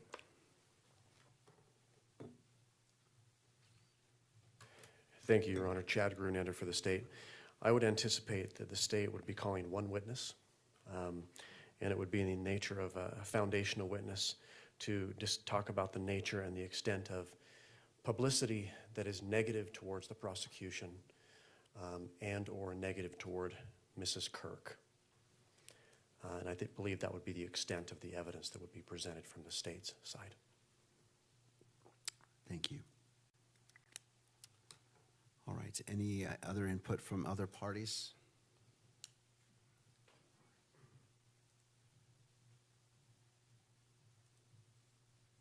Your Honor, the media does intend to be there, but we don't intend to try to complicate matters. We'll be there to make argument, as would be helpful to the court and to protect the interests that media believes may not be addressed in the other argument, but we will sit on the side table there as well. All right, thank you. Thank you to all parties. I appreciate that information. Given the detailed motion filed on that January 9th, the court will read and prepare as it already has for that, and so the court finds it unnecessary to present all that evidence verbatim. The court does not need to see the video clips, and if defense wishes to give summaries of what's in the motion, the court allowed the overlength memo to be filed with the intent of allowing you that ability to put in detail what you want to be considered and include your argument. And so the court accepts that and receives that and will review it thoroughly. But for the benefit of this hearing coming up, the court does not feel it is necessary to replay what is listed in the motion. Again, if you wish to give summaries of that, I understand that's going to your argument, but to go through it all again as detailed in the memorandum is not necessary for the finder of fact, the court. And so I will, that is one of the guidances I wish to give. In regards to the witnesses, that is fine. What I would ask is that your witnesses be succinct, on point, and let's stay focused on the issues that are before us. My fear is that we start veering in other areas that are not germane to the issue that's before the court. And this goes for both parties. I'm looking at Mr. Burt, but I equally am considering the state as well, because you indicated you're calling a witness. And so I ask that you prepare that witness to stay on point and to focus on the main issues that is before this court. We are scheduled, I believe it is April 17th at 10 a.m. And so we do have the remainder of the day. That being said, just because it's there doesn't mean it needs to be used.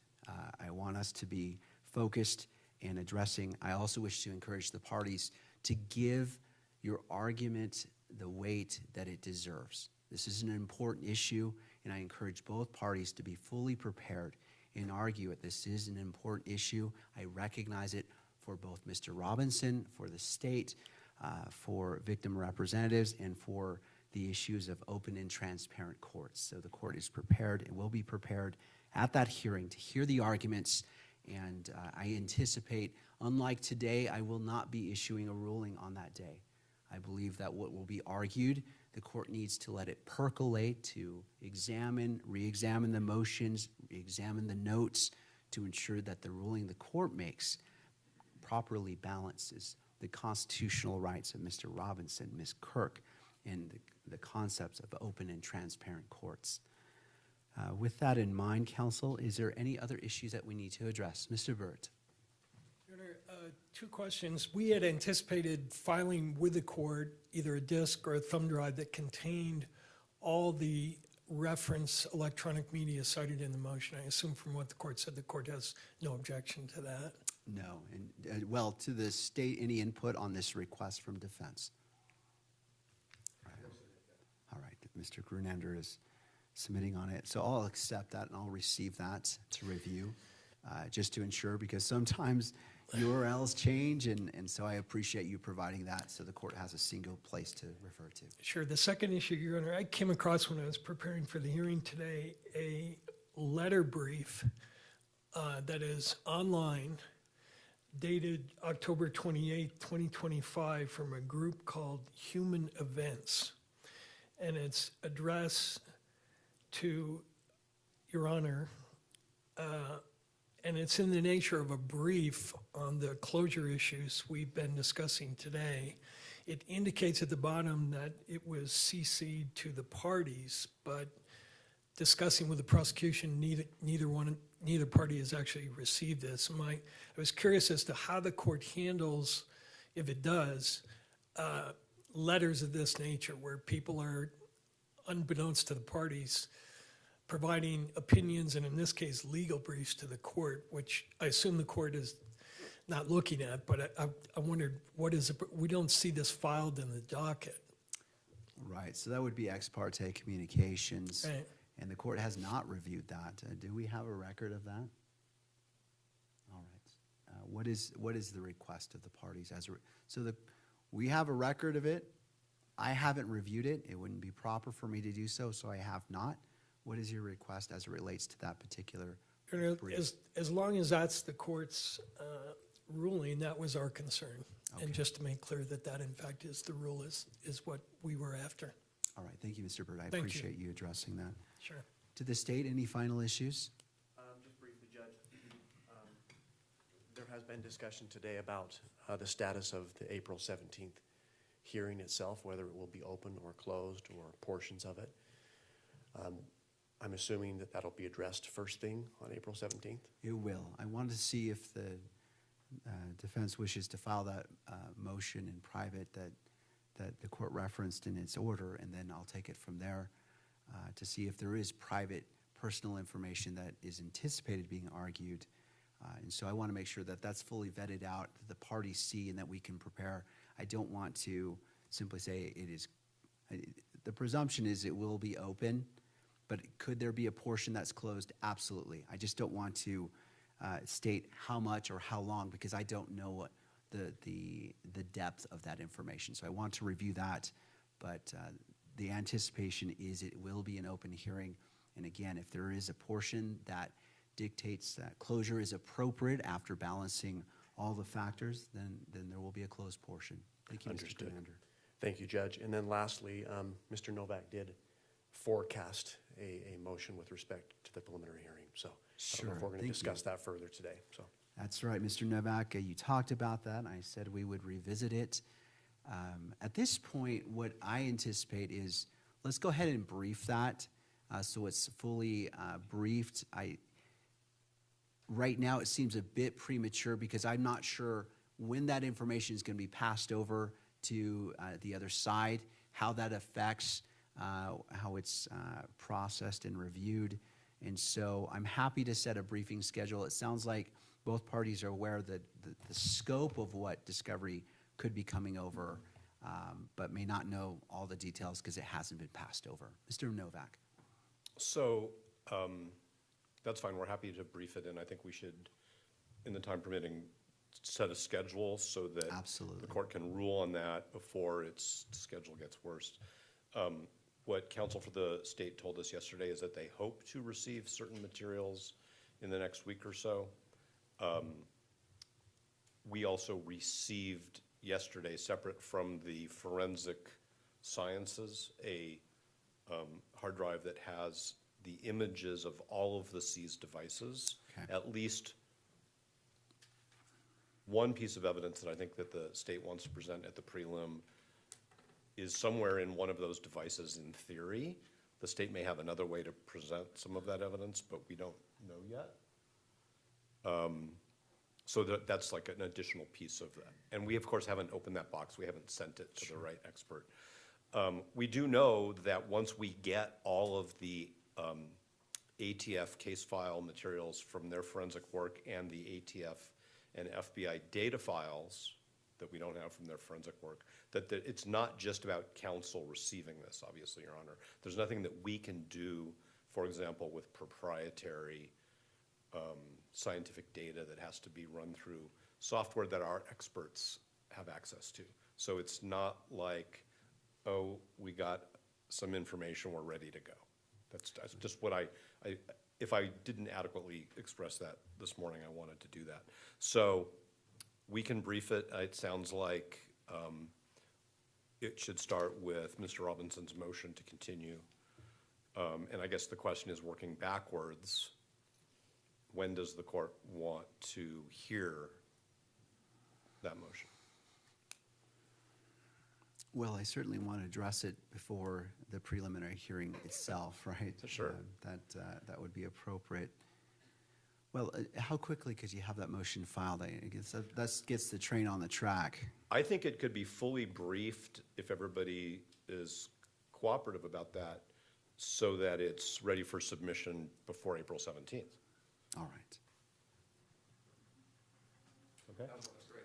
All right, so I mean, it's- that's basically a month and a couple days to brief a important but discrete issue. Of course.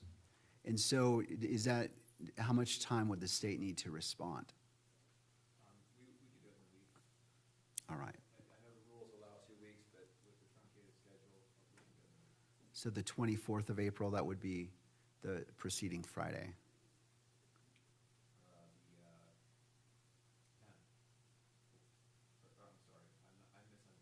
So, I was suggesting, if I may, that we would fully brief it so that when we are here in person with Your Honor on April 17th, the court can hear argument if necessary and issue a ruling. so are you saying your motion as well as the other side, or what's, I want to make sure I Yeah, I'm understand. saying that we can file our motion. Let's just say we need 10 days from now, or maybe Okay, I see. 2 weeks to file the motion.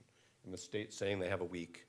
Maybe we have a few days for a reply as necessary, and it's submitted sufficiently in advance of April 17th, since we'll be here on that day, for the court to actually hold a hearing on the motion to continue. I see what you're saying. Does that still make sense to everybody? So for clarity, you'll have your motion filed within 2 weeks, which is March 27th. And then state can have its reply by April 10th, and I think that's what Mr. McBride was alluding to. And then on that April 17th, the court will be prepared to hear argument on that as well. I think Mr. McBride said they need a week. We want to file a reply, although we won't need a week to do a reply. Okay, so I see. So from the 10th to the 17th, if you wish to file your reply of April. Our response, April 3rd, Okay, 1 week from the 27th. and then by the 10th? Definitely. All right, So it's the 27th, the 3rd, and the 10th. that's correct. I appreciate the parties working together to flesh that out, to address that. And then so as it relates to the April 17th hearing, that will be an additional issue that we address as well. And we do have the benefit of the day, so we can proceed accordingly. Anything further? No. All right, and to defense, I'm anticipating Mr. Robinson will be here in person for that hearing? Definitely. All right, thank you. All right, counsel, I appreciate your hard work today and your arguments, and we have a good path moving forward, and we'll address the issues on April 17th, and I'll look for those briefing on the 27th of March, 3rd of April, and 10th of April as well. With that in mind, court is now in recess.